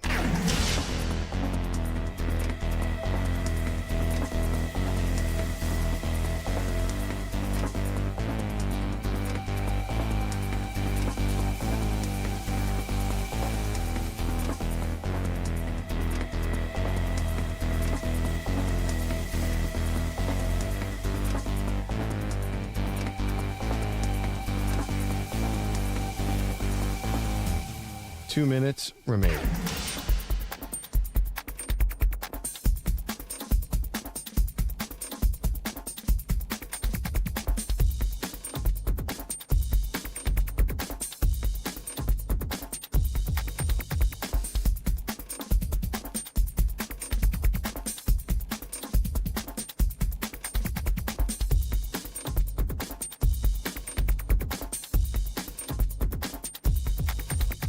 One minute, 30 seconds remaining.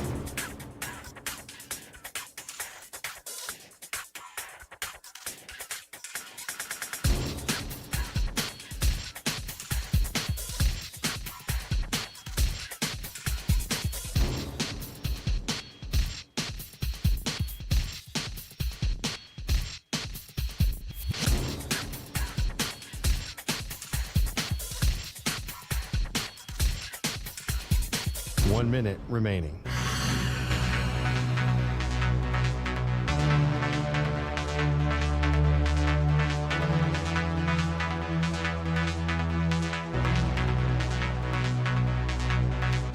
Forty-five seconds remaining.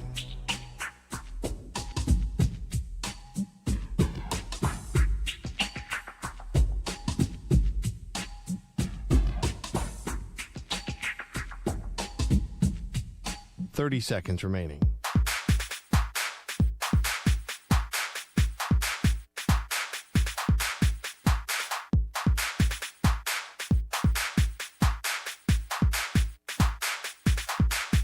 Fifteen seconds.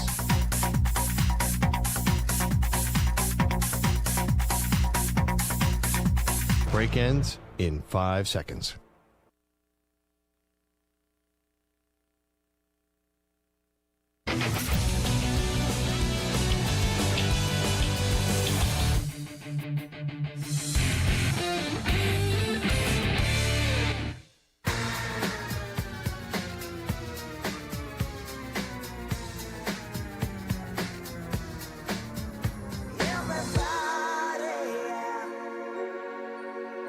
Rock your body.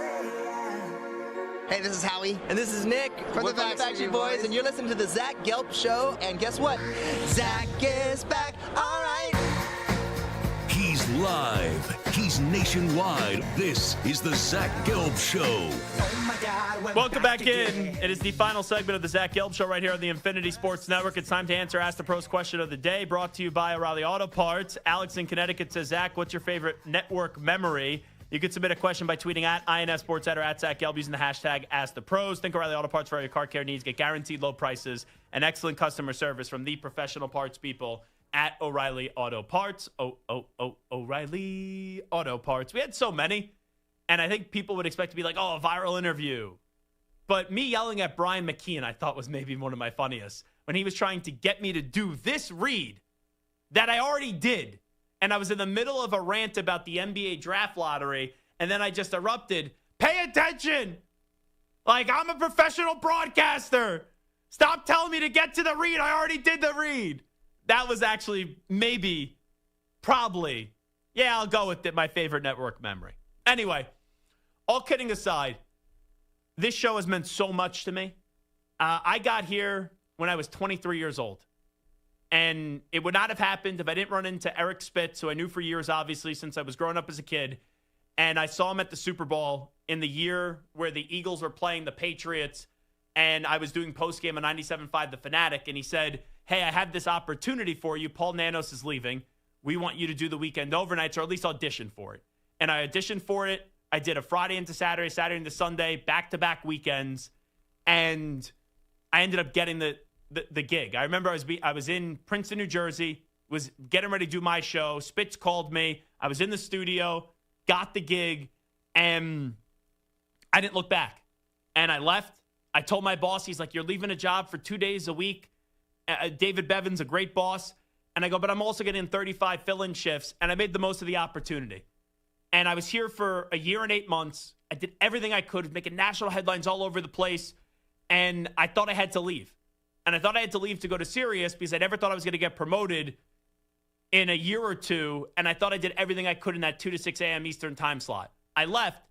And then a month into me going to Sirius, which is part-time 5 days a week, I get a call from Mark Chernoff. And he goes to me, can you get out of your gig? Can you? I have a job for you. I won't tell you what it is. And then he called me back 2 months later, and it was 6 to 10 p.m. Eastern time. And doing that show every day, when that network lineup made the change, the press release was like DA, Pat McAfee, and Zach Gelb are moving around on the lineup. It was so cool. Then the world changed, and the business changed, and we had to do the show from home. And then we came back into the studio. For some reason, Amy and I were like knocking down at the doors to get back into the studio. And the show really took off from 6 to 10 p.m. Eastern time. And eventually, when DA left to Sirius, they promoted Maggie and Perloff to the mornings. They asked me to do 3 to 6. And it's been a blast. I have so many people to thank, and I know I'm running out of time. My bosses here at Odyssey, my original bosses, Mark Chernoff and Eric Spitz, Spike Eskin, Ryan Hurley, Jeff Sotolano, Pete Bellotti, Chris Olivero, and the conversations I have had with Chris throughout many years, but really the last few months have meant a lot to me. David Mayernick, who is the backbone of this network. I'll even thank the folks at Westwood One. I've had a good partnership with Bruce Gilbert. I didn't like how it ended, but I've had a good partnership with Bruce for many years, and I respect him for always sending us out there on the road. Because without Bruce, we would not have gone to the Super Bowl every year. We would not have gone to the Final Four every year. So I thank him. Adam Schifrin in sales. We've had a great working relationship. I know that he hasn't been with the company for years, but Howie Deneroff has always helped us out here at the network. The engineers that get provided to us on location at events, JT, Frank, Bobby, Dan, Gary. I know I'm going to forget some of you, but you guys and the fun that we had on the road and the places we went to with the Sphere and all that stuff, the draft and getting barbecue are memories that I'm always gonna hold fondly. And then the people who worked on the show. Ryan Hickey, him and I, we had some great on-air battles, which is always a part of the show, and he was a phenomenal producer. I already said my thanks, obviously, to my guys now, and Michael Samter and Stuart Kovacs, my original producer and board ops, in Mike Biseglia and Tom DiBenedetto, people that have worked on the show. I tried to get everyone. I know I'm going to forget somebody, so if I do, I apologize. Axe, CeeLo, Ike Feldman, Chris Thomas, James Graceffo, and Ben Horowitz, my original Weekend Overnight producers, Cap, Gallo, Marco Belletti, Bob Husler, Nick Theodoro, Carlos with the K, EJ, Nico, Brian McKeon, Boyle, Manny, Colton, Chris Hess, Scarpacci, Moriello, Armstrong, Ray Jarvis, Connor Green. There's just so many people that have worked on this show. And I probably forgot at least like 10 of you. But this was a show for some reason, because I was easy to work with, that management put people on to train. And I always loved doing a show that puts so many different voices on. People say, oh, why do you put your producer and board up on? Because they give different opinions. And this is a family that we had. And this network really is a family. I'd also like to thank my agent, Mark Lepselter.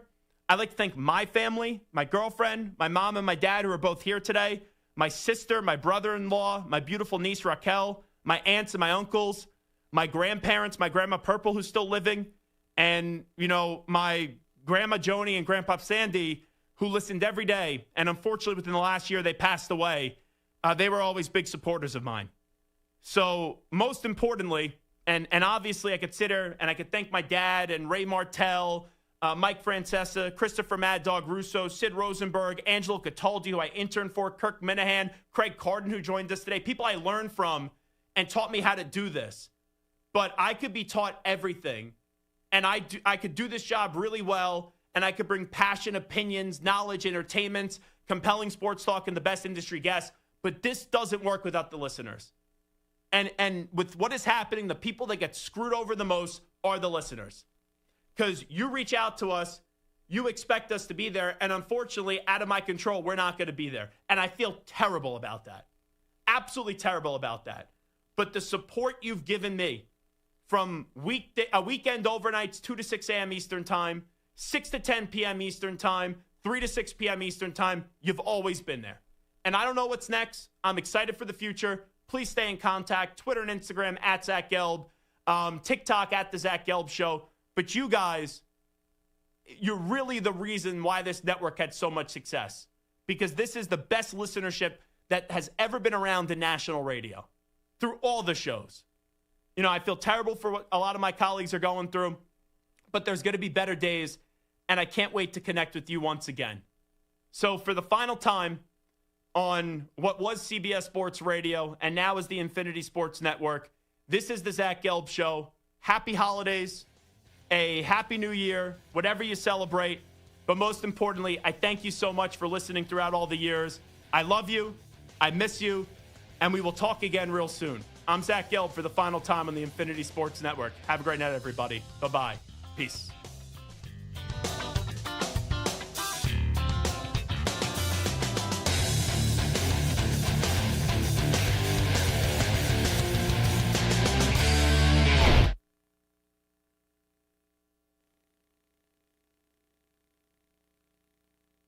You're in a 5-minute break.